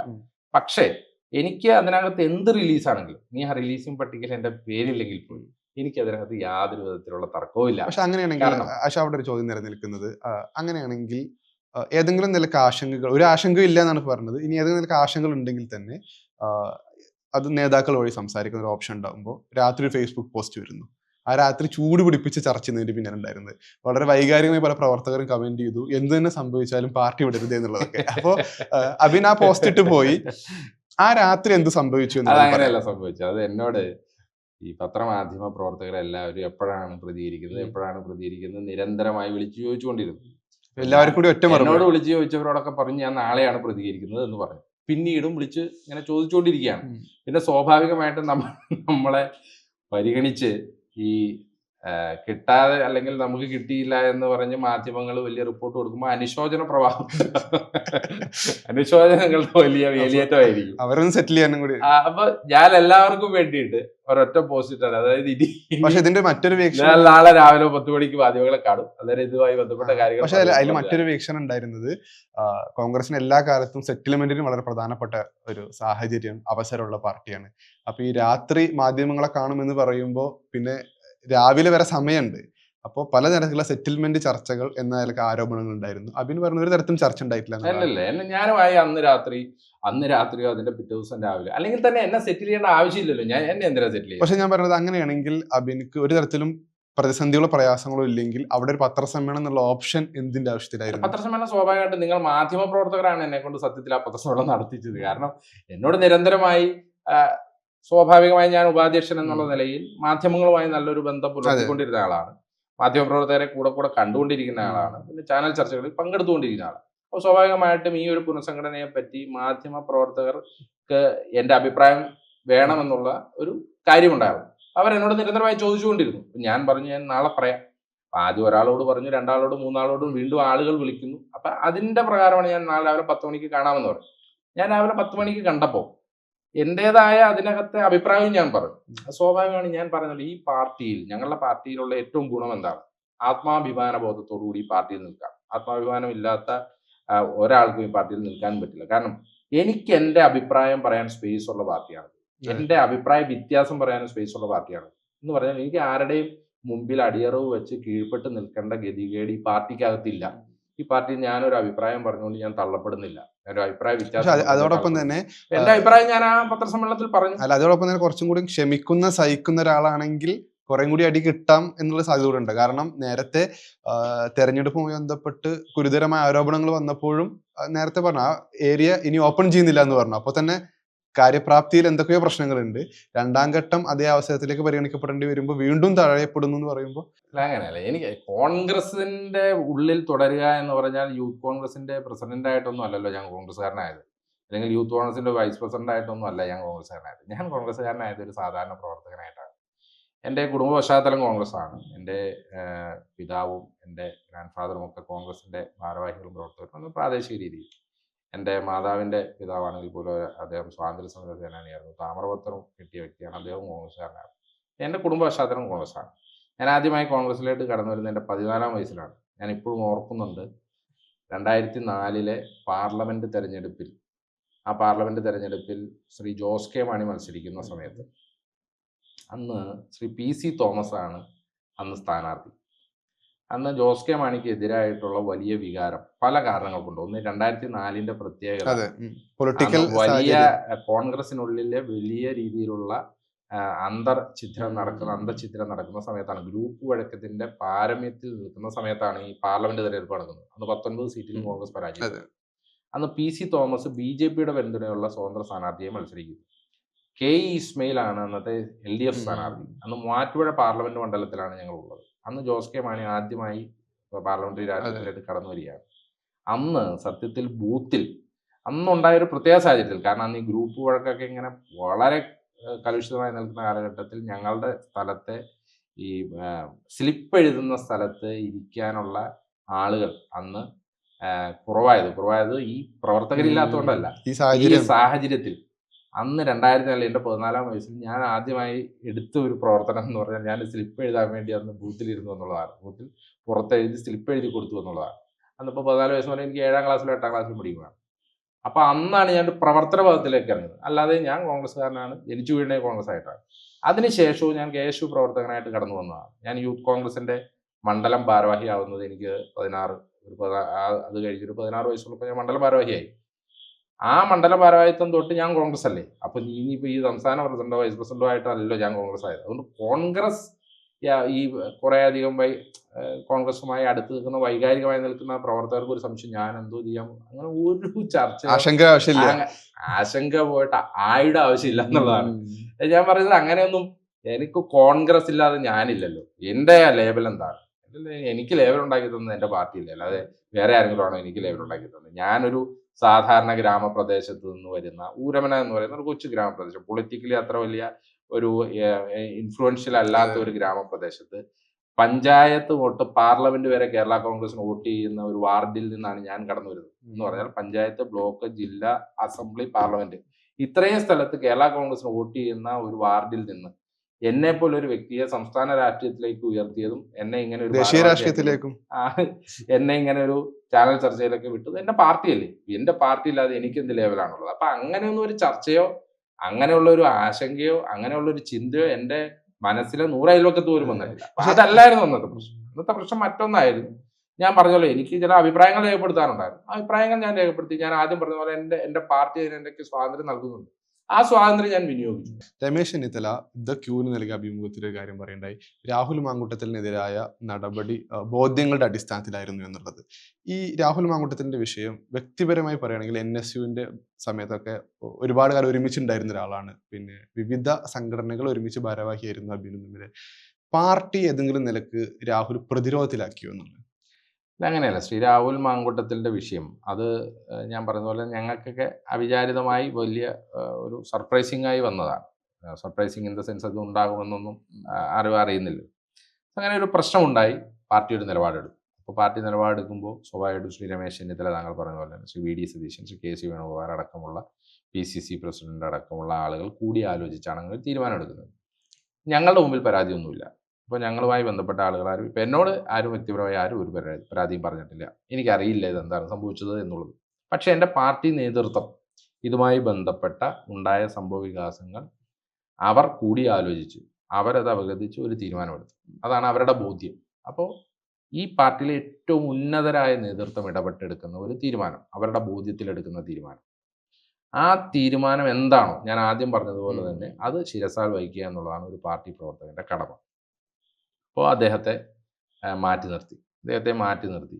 ഞാൻ പറയുന്നത് ഇനി ഒരു ഘട്ടത്തിൽ അദ്ദേഹവുമായി ബന്ധപ്പെട്ട കാര്യങ്ങളിൽ ഒരു പുനരെഴുത്ത് ചിന്തിക്കേണ്ടി വന്നു ഇതേ പാർട്ടി നേതൃത്വം കൂടിയാലോചിക്കും. അവർ കൂടിയാലോചിച്ച് എന്താണോ സാഹചര്യം എന്ന് മനസ്സിലാക്കിക്കൊണ്ട്, ഇപ്പോൾ പണ്ടത്തെ സാഹചര്യം തന്നെയാണ് നിലനിൽക്കുന്നതെന്നുണ്ടെങ്കിൽ ഈ തീരുമാനം മുന്നോട്ട് പോകും. ഇനി അതല്ല, പുനരെഴുത്ത് വേണമെന്നുള്ളതാണ്, കംപ്ലൈനൻ്റ് ഇല്ല എന്നുള്ളതാണ്, അല്ലെങ്കിൽ മറ്റു കാര്യങ്ങളില്ല എന്നുള്ളതാണ്, എന്താണോ അപ്പോൾ പാർട്ടി നേതൃത്വത്തിൻ്റെ ബോധ്യം, ആ ബോധ്യത്തിന്റെ അടിസ്ഥാനത്തിൽ അവർ തീരുമാനമെടുക്കും. ഇത് യൂത്ത് കോൺഗ്രസിന് നിലയ്ക്ക് ഒരു അരക്ഷിതാവസ്ഥ ഉണ്ടായ സാഹചര്യം ഉണ്ടായിരുന്നു. അല്ല, അങ്ങനെയല്ല. ഇതിനകത്ത് ശ്രീ രാഹുലിന്റെ വിഷയം വന്നത് ഞങ്ങൾക്ക് പറഞ്ഞല്ലോ, അത് വളരെ അപ്രതീക്ഷിതമായി ഉണ്ടായതാണ്. സ്വാഭാവികമായിട്ടും ആദ്യത്തെ ഒരു ഘട്ടത്തിൽ ഒരു അധ്യക്ഷ സ്ഥാനത്ത് നിന്ന് ഒരാൾ മാറുന്നു, പുതിയ ഒരാൾ വരുന്നു, അതിൻ്റെതായ ചില കൺഫ്യൂഷൻസ് ഉണ്ടായി എന്നുള്ളത് വാസ്തുതയാണ്. പക്ഷെ എന്ന് കരുതി അത് പാർട്ടിയെ സംബന്ധിച്ചിടത്തോളം ഞാനെന്നോ ശ്രീ രാഹുൽ മാങ്കൂട്ടത്തിലെന്നോ അല്ലെങ്കിൽ എക്സ് എന്നോ വൈ എന്നോ ഇസഡ് എന്നോ ഒന്നുമില്ല. നമ്മൾ ആരും അനിവാര്യരല്ല ഈ പാർട്ടിക്ക്. ഞാനും അനിവാര്യനല്ല ഈ പാർട്ടിക്ക്, രാഹുലും അനിവാര്യനല്ല. ഈ പാർട്ടിയിൽ ആരും തന്നെ, ഏത് ഉന്നത നേതാവായാലും ഈ പാർട്ടിക്ക് അനിവാര്യനല്ല. കാരണം അത് ഏറ്റവും കൂടുതൽ കേരളത്തിൽ പല ഘട്ടങ്ങളിൽ മനസ്സിലാക്കിയിട്ടുള്ളതാണ്. അതുകൊണ്ട് തന്നെ നമ്മൾ മുഖേന പാർട്ടി പ്രത്യേകിച്ച് പ്രതിസന്ധിയൊന്നും ആവാനില്ല, അല്ലെങ്കിൽ ഞാൻ മുഖേന പാർട്ടി പ്രത്യേകിച്ച്. അബിന്റെ കാര്യം എടുത്താൽ വ്യക്തിപരമായി NSUവിന്റെ ഒക്കെ ഞാൻ കേട്ടിട്ടുണ്ട്, സാമ്പത്തിക പ്രതിസന്ധി മൂലം NSU കാലത്തൊക്കെ റെയിൽവേ സ്റ്റേഷനിൽ കിടന്നുറങ്ങിയ സാഹചര്യം പോലും ഉണ്ടായിട്ടുണ്ട്. പക്ഷെ അത്രയേറെ NSU മുതൽ പിന്നെ യൂത്ത് കോൺഗ്രസിന്റെ കഴിഞ്ഞ ഷാഫിയുടെ ഈ കമ്മിറ്റിയിൽ അപ്പോൾ കഴിഞ്ഞ ഒരു 10-15 വർഷമായി ഏറ്റവും അടുത്ത സുഹൃത്തുക്കൾ ഒരാളായിരുന്നു. അപ്പോൾ അങ്ങനത്തെ ഒരാൾ ഇത്ര ഗുരുതരമായ ഒരു ആരോപണം വരുന്നു, പാർട്ടി നടപടി എടുക്കുന്നു, ഇപ്പോഴും ആ കാര്യത്തിൽ ഒരു വ്യക്തത വന്നിട്ടില്ല, പാർട്ടി ഇപ്പോഴും സസ്പെൻഷനിലാണ്. ഇത് പേഴ്സണലി എങ്ങനെയാണ് ബാധിച്ചത്? പേഴ്സണലി ഞാൻ ഇതിന് മുന്നേയും പറഞ്ഞിട്ടുണ്ട്, എനിക്ക് വലിയ വിഷമം ഉണ്ടാക്കിയ ഒരു സംഗതി തന്നെയാണ്. അതിന്റെ കാരണം ഞങ്ങൾ തമ്മിൽ വളരെ അടുത്ത ബന്ധമാണ്. വളരെ അടുത്ത ബന്ധം എന്ന് പറഞ്ഞാൽ ഞങ്ങൾ എല്ലാ കാര്യങ്ങളും ഒക്കെ സംസാരിച്ച് ഡിസ്കസ് ചെയ്ത് മുന്നോട്ട് പോകുന്ന വ്യക്തികളായിരുന്നു. ഞങ്ങൾ തമ്മിലുള്ളത് ഓവർ അഡ്ജസ്റ്റ്മെന്റ് ആണ് എന്ന് ആരോപിക്കുന്നത് വരെ ഉണ്ടായിരുന്നു. എന്ന് മാത്രമല്ല, ഈ പരസ്പരം മത്സരിച്ച ആൾക്കാർ പിന്നീട് നല്ല സുഹൃത്തുക്കൾ. അങ്ങനെയാണ് ഞാൻ പറഞ്ഞല്ലോ, അത് ഒരു സുഹൃത്ത് ബന്ധം വളരെ ദൃഢമായിരുന്നു. കാരണം ഒരു മത്സരത്തിന് ശേഷവും, താങ്കൾ പറഞ്ഞ പോലെ വലിയ ആരോപണങ്ങൾ ഉണ്ടായതിനു ശേഷവും ഞങ്ങൾക്കത് മുന്നോട്ട് കൊണ്ടുപോകാൻ സാധിച്ചു. അപ്പോൾ ഞങ്ങൾ അതിനകത്ത് കമ്മ്യൂണിക്കേഷൻ ഉണ്ടായിരുന്നു, അല്ലെങ്കിൽ കാര്യങ്ങളൊക്കെ രാഹുലുമായി സംസാരിച്ചിരുന്നു. കമ്മ്യൂണിക്കേഷൻ ഉണ്ടായിട്ടുണ്ട്. ഞാൻ ഇതുമായി ബന്ധപ്പെട്ടുമൊക്കെ സംസാരിച്ചിട്ടുണ്ട്. എൻ്റെതായ നിലപാടുകൾ, അത് അദ്ദേഹത്തിന് വളരെ കൃത്യമായ എന്നെപ്പറ്റി ഒരു ധാരണയും എനിക്ക് അദ്ദേഹത്തെക്കുറിച്ച് വളരെ കൃത്യമായ ധാരണയുള്ളത് കൊണ്ട് എൻ്റെതായ നിലപാടുകൾ വളരെ കൃത്യമായി അദ്ദേഹത്തെ അറിയിക്കാറുണ്ട്. അത് വിമർശന രൂപേണയാണെങ്കിൽ വിമർശന രൂപേണ തന്നെ വളരെ വ്യക്തമായി അറിയിക്കാറുണ്ട്. അത് അദ്ദേഹവും ചില കാര്യങ്ങൾ എന്നെയും വിളിച്ച് അത് ശരിയല്ല. അപ്പം അങ്ങനെ വളരെ ഓപ്പണായി നല്ല ഒരു ബന്ധത്തിൽ പോയിക്കൊണ്ടിരുന്ന ആളുകളാണ് ഞങ്ങൾ രണ്ടുപേരും. അതുകൊണ്ട് തന്നെ എനിക്ക് ആ വിഷയത്തിൽ എനിക്ക് വ്യക്തിപരമായി എനിക്കുണ്ടായത് ഒരു വലിയ വിഷമം തന്നെയാണ്. കാരണം എൻ്റെ ഒരു അടുത്ത സഹപ്രവർത്തകൻ അങ്ങനെ ഒരു രീതിയിൽ മാറി നിൽക്കേണ്ടി വരുന്നത് സ്വാഭാവികമായിട്ടും നമുക്കൊക്കെ ഒരു വിഷമമുള്ള ആ കാര്യമാണ്. കാരണം ഞങ്ങൾ ഒരുമിച്ച് വന്നു എങ്കിൽ പോലും അദ്ദേഹത്തിന് കൂടുതൽ അവസരങ്ങൾ അദ്ദേഹത്തിന് കിട്ടി. അത് നമുക്കൊക്കെ കാണാൻ സാധിച്ചു. ആ അവസരങ്ങളിൽ നിന്ന് നമുക്കും പിന്നീട് അവസരങ്ങളൊക്കെ ഉണ്ടാകുന്നു. അപ്പോൾ സ്വാഭാവികമായിട്ട് അതൊരു നല്ല പ്ലാറ്റ്ഫോമാണ്. അങ്ങനെയാണല്ലോ നമ്മുടെ ഒരു സുഹൃത്ത് പുതിയൊരു തലത്തിലേക്ക് വരുമ്പോൾ നമുക്ക് വളരെ സന്തോഷമാണ്. പക്ഷെ ഇതുണ്ടായി കഴിയുമ്പോൾ സ്വാഭാവികമായും ഒരു വിഷമം ഉണ്ടാകും. കാരണം നമ്മൾ വളരെ അടുത്ത് നിൽക്കുന്ന ഒരാൾ ഇങ്ങനെ ഒരു അവസ്ഥയിൽ വന്നല്ലോ എന്നുള്ളത്. ഈ വിഷയത്തിന്റെ ഒരു നടപടി, ഇതുമായി ബന്ധപ്പെട്ട കാര്യങ്ങളൊക്കെ പാർട്ടിയുടെ ഒരു അടിത്തട്ട് വരെയുള്ള യൂത്ത് കോൺഗ്രസിന്റെ നേതൃത്വത്തെയും പ്രവർത്തകരെയൊക്കെ ബോധ്യപ്പെടുത്താൻ പറ്റിയിട്ടുണ്ടോ? കാരണം ഇപ്പൊ നിയമസഭയിൽ വരുന്ന ദിവസം തിരുവനന്തപുരം ജില്ലയുടെ ഏറ്റവും പ്രധാനപ്പെട്ട ആളാണ് അദ്ദേഹം നിയമസഭയിലേക്ക് എത്തിക്കുന്നത്. ഇപ്പൊ കഴിഞ്ഞ ദിവസം പോലും പാലക്കാട് അദ്ദേഹം പൊതുപരിപാടികൾക്ക് വരുന്ന സമയത്ത് സംരക്ഷണം ഒരുക്കുന്നത് മുഴുവൻ കോൺഗ്രസിന്റെ ഔദ്യോഗിക ഭാരവാഹികളും യൂത്ത് കോൺഗ്രസിന്റെ ഭാരവാഹികളൊക്കെയാണ്. അപ്പൊ ഇതിലൊരു ഒരു തരം കോൺഫ്ലിക്റ്റ് നിലനിൽക്കുന്നുണ്ടല്ലോ ഇതിൽ. അങ്ങനെയല്ല, അതായത് ശ്രീ രാഹുലിന്റെ വിഷയത്തിൽ ഇപ്പോഴും ഞാൻ പറഞ്ഞല്ലോ അതിന്റെ അകത്ത് ഞാൻ ഒന്നുകൂടി വ്യക്തത വരുത്തിയാൽ, പാർട്ടി നടപടിയെടുത്തു എന്ന നിലക്ക് അബിന് കൈയൊഴിയാം. പക്ഷെ അപ്പോഴും അബിൻ ഭാരവാഹിയായിരിക്കുന്ന സംഘടനയുടെ ഔദ്യോഗിക പ്രവർത്തകരാണ് ഇപ്പോഴും പാർട്ടി നടപടിയെടുത്ത ആളെ പിന്തുണക്കുന്നത്. അപ്പോൾ അതെങ്ങനെയാണ് നീതീകരിക്കാൻ പറ്റുക? അതായത് ഒരു വ്യക്തിപരമായ ബന്ധങ്ങൾ സ്വാഭാവികമാണ്. ഇപ്പോൾ ശ്രീ രാഹുലുമായി ബന്ധപ്പെട്ടുകൊണ്ട് ഇപ്പോഴും ഒരു കംപ്ലൈനന്റ് ഇതുവരെ ഉണ്ടായിട്ടില്ല. അത് വളരെ പ്രസക്തമാണ്. മറുവാദങ്ങൾ വേറെ ഉണ്ടാകാം. പക്ഷെ ഞാൻ പറയുന്നു, ഞങ്ങളുടെ മുമ്പിൽ വരുമ്പോൾ ഒരു കംപ്ലൈൻറ്റ് ഉണ്ടാകാം. അപ്പോൾ സ്വാഭാവികമാണ്. അപ്പോൾ അദ്ദേഹവുമായി ബന്ധപ്പെട്ട് നിൽക്കുന്ന ആളുകൾ, അദ്ദേഹവുമായി ബന്ധപ്പെട്ട് നിൽക്കുന്ന ആളുകൾ അദ്ദേഹവുമായി ബന്ധപ്പെട്ടൊരു വിവാദം വന്നു. അതിനകത്ത് പാർട്ടി ഒരു നടപടി എടുത്തു, സത്യം തന്നെ. പക്ഷെ ഒരു വ്യക്തമായ ഒരു പിക്ചർ പുറത്തു വരാത്ത ഘട്ടത്തിൽ അദ്ദേഹത്തിന് പക്ഷെ ഒരു സംഘടനയ്ക്ക് കീഴിൽ ഒരു വ്യക്തിയാണോ അല്ല പാർട്ടി നിലപാടാണോ വലുത് എന്നുള്ളത് ഗുരുതരമായ പാർട്ടി ചോദ്യം. നിലപാട് തന്നെയാണ് വലുത്, അതിനകത്ത് സംശയമൊന്നുമില്ല. പക്ഷെ ഞാൻ അബിൻ പോലും അതിനെ നീതീകരിക്കാൻ വേണ്ടി ശ്രമിക്കുന്നു എന്നുള്ളത്. അല്ല, ഞാൻ നീതീകരിക്കുകയല്ല. ഞാൻ പാർട്ടി നിലപാടിന്റെ അപ്പുറം ഞാൻ ഞാൻ വ്യത്യാസപ്പെടുത്തില്ല. കാരണം പാർട്ടി എന്ത് നിലപാടെടുത്തോ ആ പാർട്ടി നിലപാടിനപ്പുറമായിട്ട് ഞാനൊന്നും പറയുകയില്ല, ഞാനൊന്നും ചെയ്യുകയില്ല. പാർട്ടി എടുത്ത നിലപാടാണ് ഏറ്റവും കൃത്യം എന്നുള്ളതും പാർട്ടി ഇനി എപ്പോഴാണോ അതിൽ നിലപാട് തിരുത്തുന്നത് ആ നിലപാട് തിരുത്തുന്നത് വരെ പാർട്ടി എന്ത് പറയുന്നു അതേ ഞാനും ചെയ്യുള്ളൂ. അതാണ് കേരളത്തിലെ ഭൂരിഭാഗം 99% പാർട്ടി പ്രവർത്തകരും അതാണ് ചെയ്യുന്നത്. പക്ഷെ ഞാൻ പറഞ്ഞല്ലോ, ചില വ്യക്തിപരമായ ബന്ധങ്ങൾ അതിപ്പോൾ ആർക്കും വേണ്ട എന്ന് പറയാൻ പറ്റില്ല. ഇപ്പോൾ പാലക്കാട് നിയോജക മണ്ഡലത്തിൽ അദ്ദേഹത്തെ MLA ആക്കി അവിടുത്തെ സാധാരണ പ്രവർത്തകരുണ്ട്. അദ്ദേഹത്തെ തടയാൻ വേണ്ടി CPM-ഉം BJP-യും ഒക്കെ ചെല്ലുകയാണ്. ഇപ്പോൾ CPM സമാനമായ ആരോപണം നേരിട്ടിട്ട് ഇതേവരെ നടപടി എടുക്കാത്ത MLA-മാരുള്ള പാർട്ടിയാണ്. BJP പാലക്കാട് തന്നെ സമാനമായ ആരോപണം നേരിടുന്ന പാർട്ടിയുമാണ്. ഇങ്ങനെ രണ്ട് പാർട്ടിക്കാർ ഇദ്ദേഹത്തെ തടയാൻ ചെല്ലുമ്പോൾ സ്വാഭാവികമായിട്ടും വൈകാരികമായ പ്രതിഷേധങ്ങളും പ്രതിരോധങ്ങളും ഉണ്ടാകും. അത് അദ്ദേഹത്തെ ജയിപ്പിച്ചെടുക്കാൻ വേണ്ടി കഷ്ടപ്പെട്ട പാർട്ടി പ്രവർത്തകരുടെ വികാരമാണ്. ആ വികാരം അവിടെ വന്നു എന്നുള്ളതല്ലാതെ ഒരു പാർട്ടി ഒന്നടങ്കം വന്ന് അദ്ദേഹത്തിന് സംരക്ഷണം ഒരുക്കി എന്നുള്ളതല്ല അതിൽ അർത്ഥമാക്കേണ്ടത്. അദ്ദേഹത്തിന് ഇപ്പോഴും പാലക്കാട് അദ്ദേഹത്തെ വിജയിപ്പിച്ച ആളുകൾ, ആ ആളുകളുടെ ഒരു പിന്തുണ, ആ പിന്തുണ കാരണം ഈ ഇത്രയും ആളുകൾ വളഞ്ഞിട്ട് ആക്രമിക്കുമ്പോൾ അവരൊന്നും കുറ്റം ചെയ്യാത്തവരല്ലല്ലോ. അവർ കുറ്റം ചെയ്യാത്തവർ അല്ലാതിരിക്കുമ്പോൾ എന്തിനാണ് ഇദ്ദേഹത്തെ മാത്രം കുറ്റപ്പെടുത്തുന്നതെന്നൊരു ചോദ്യം അവരുടെ മുമ്പിലുണ്ട്, സാധാരണ പ്രവർത്തകരുടെ മുമ്പിലുണ്ട്. അവരതിൻ്റെ അടിസ്ഥാനത്തിൽ ചിലപ്പോൾ അദ്ദേഹത്തെ പിന്തുണച്ചിട്ടുണ്ടാകാം. പക്ഷെ എന്ന് കരുതി പാർട്ടി ഒരു തീരുമാനമെടുത്ത ആ പാർട്ടി തീരുമാനത്തെ ലംഘിക്കുകയല്ല അവിടെ ചെയ്യുന്നത്. അത് അവരുടെ ഒരു വൈകാരികമായ പിന്തുണ അല്ലെങ്കിൽ വൈകാരികമായ ഒരു തീരുമാനം മാത്രമാണ്. ഞാൻ ഇപ്പോഴും പറയുന്നു, എനിക്കറിയില്ല ഏത് ബോധ്യത്തിന്റെ അടിസ്ഥാനത്തിലാണ് പാർട്ടി തീരുമാനമെടുത്തത്. കാരണം ഇതുമായി ബന്ധപ്പെട്ട ഒരു ബോധ്യം പാർട്ടി നേതൃത്വം താഴായിട്ട് പറയേണ്ടതുമില്ല, പറയേണ്ട ആവശ്യവുമില്ല. ഞാൻ വീണ്ടും പറയുന്നു, പറയേണ്ടതുമില്ല, പറയേണ്ട ആവശ്യവുമില്ല. കാരണം ഇത് അവരുടെ മുമ്പിൽ വന്ന ചില സിറ്റുവേഷൻസിൻ്റെയും അവരുടെ മുമ്പിൽ വന്ന ചില വസ്തുതകളുടെ അടിസ്ഥാനത്തിലാണ് അവർ തീരുമാനമെടുത്തത്. അത് അവരുടെ മുമ്പിലാണ് വന്നിരിക്കുന്നത്. പാർട്ടി നേതൃത്വത്തിന് പാർട്ടിയുടെ ഗുണകരമായ മുൻപോട്ട് പോക്കലിന് എന്താണോ ആവശ്യം എന്ന് ആ ഘട്ടത്തിൽ തോന്നിയപ്പോൾ അവരെടുത്ത നിലപാടാണ്. ആ തീരുമാനം എന്താണോ ആ തീരുമാനത്തോട് പൂർണ്ണമായി യോജിച്ചു നിൽക്കാനാണ് ഞങ്ങൾ. പക്ഷെ ഈ സാഹചര്യം വെച്ചിട്ട് പഞ്ചായത്ത് തെരഞ്ഞെടുപ്പിന് വോട്ട് ചോദിക്കൊണ്ട് വീട്ടിലേക്ക് ചെല്ലുന്ന സമയത്ത് അവരൊരു മറുചോദ്യം ചോദിക്കുകയാണ്. നിങ്ങൾ രാഹുൽ മാങ്കൂട്ടത്തിൽ നിങ്ങളുടെ പ്രവർത്തകരും നേതാക്കളും ഒരു പരിധിവരെ നേതാക്കളും ഈ സമയവും പിന്തുണക്കുന്നുണ്ടല്ലോ. അദ്ദേഹം കോൺഗ്രസിന്റെ ടിക്കറ്റിൽ ജയിച്ച MLA ആളാണ്. പാർട്ടി നടപടി എടുത്തെന്ന് പറയുമ്പോൾ കൂടെ പൊതുജനങ്ങൾ ചോദ്യം ഉന്നയിക്കുന്ന സമയത്ത് ഇത്തരം ഈ താത്വികമായ വിശദീകരണത്തിന്റെ അപ്പുറത്തേക്ക് അവരെങ്ങനെ മനസ്സിലാക്കാൻ പറ്റും? ഞാൻ പറഞ്ഞല്ലോ, ഇതിനകത്ത് ഒരു പരസ്യമായ ഒരു യൂത്ത് കോൺഗ്രസിൽ അദ്ദേഹത്തിന്റെ ഒരു സഹപ്രവർത്തകൻ അദ്ദേഹം വന്നപ്പോൾ പോയി എന്നുള്ളത് ഞാൻ പറഞ്ഞതുപോലെ തന്നെ അദ്ദേഹവുമായിട്ടുള്ള വ്യക്തിപരമായ ബന്ധത്തിന്റെ പേരിൽ ഒരാൾ പോയ കഥയാണ് നമ്മൾ. വേറെ രണ്ടാമതൊരാൾ പോയ കഥ നമ്മൾ കാണുന്നില്ല. പാർട്ടിയുടെ അല്ലെങ്കിൽ കോൺഗ്രസിന്റെ ഉത്തരവാദിത്തപ്പെട്ട സംസ്ഥാനത്തെ നേതാക്കന്മാരാരും അങ്ങനെ പോവുകയോ പറയുകയോ ചെയ്തതായി നമ്മൾ കാണുന്നില്ല. സ്വാഭാവികമായിട്ട് അഭിപ്രായങ്ങൾ പറഞ്ഞിട്ടുണ്ടാകാം എന്ന് കരുതി അദ്ദേഹവുമായി ബന്ധപ്പെട്ട് വേദിയിൽ പങ്കിടാനോ അല്ലെങ്കിൽ കമ്മിറ്റി കൂടാനോ ആരും പോയിട്ടില്ല. പാലക്കാട് ഉണ്ടായത് പ്രാദേശികമായ കാര്യങ്ങൾ, ഞാൻ പ്രാദേശികമായി ഉണ്ടായ കാര്യങ്ങളുടെ സാഹചര്യം പറഞ്ഞു. അതല്ലാതെ പാർട്ടി ഒരു തീരുമാനമെടുക്കുകയും ആ തീരുമാനത്തെ കംപ്ലീറ്റായി ടേൺ എടുത്ത് നിലപാടെടുത്ത ഒരു നേതാക്കന്മാരും ഒരു പ്രവർത്തകരുമില്ല. അങ്ങനെ ഒരു സാഹചര്യവുമില്ല. പിന്നെ രാഹുലിന്റെ വിഷയം പറയുമ്പോൾ തന്നെ ഇപ്പോൾ ഏതൊരു ജനത്തിന്റെ മുമ്പിൽ വരുന്ന മറ്റു ചോദ്യങ്ങളുണ്ടെന്നേ. കോൺഗ്രസ് ഇങ്ങനെ ഒരു വിഷയം ഉണ്ടായപ്പോൾ ഇങ്ങനെ ഒരു നിലപാടെടുത്തു. CPM എന്ത് നിലപാടെടുത്തേ? മുകേഷ് ഇപ്പോഴും ഇരിക്കുകയല്ലേ? മുകേഷിന്റെ പാർട്ടി നടപടി എടുത്തിട്ടുണ്ടോ? അല്ലെങ്കിൽ എത്രയോ നേതാക്കന്മാരുടെ പേര് നമുക്ക് പറയാം. അപ്പൊ അത് പറയുമ്പോൾ തന്നെ ജനങ്ങളുടെ മുമ്പിൽ ആ ചോദ്യവുമുണ്ട്. കോൺഗ്രസ് ഒരു വിഷയമുണ്ടായി, ഏറ്റവും ഉത്തരവാദിത്തപ്പെട്ട രാഷ്ട്രീയ പ്രസ്ഥാനം എന്നുള്ള നിലയിൽ ആ തീരുമാനമെടുത്തു. ആ തീരുമാനം ഏറ്റവും ആ സമയത്ത് ഏറ്റവും ഉചിതമായ തീരുമാനം എന്ന് പറഞ്ഞാൽ ധാർമ്മികമായി മൂല്യങ്ങൾ ഉയർത്തിപ്പിടിക്കുന്ന തീരുമാനം. ആ തീരുമാനങ്ങൾ ജനങ്ങൾ അംഗീകരിച്ചിട്ടുണ്ട്. ഇനി എപ്പോഴാണോ ജനഹിതം എന്താണ് എന്ന് മനസ്സിലാക്കി അല്ലെങ്കിൽ ജനഹിതം മറ്റൊന്നാണോ എന്ന് തോന്നുകയാണെങ്കിൽ പാർട്ടി നേതൃത്വം അവരുടെ മുമ്പിൽ വന്ന ബോധ്യങ്ങളുടെ അപ്പോഴത്തെ തെളിവുകളുടെയൊക്കെ അടിസ്ഥാനത്തിൽ ഒരു പുനരെഴുത്ത് വേണമെന്ന് തോന്നിയാൽ അവരന്നേരം പുനരാലോചന നടത്തും.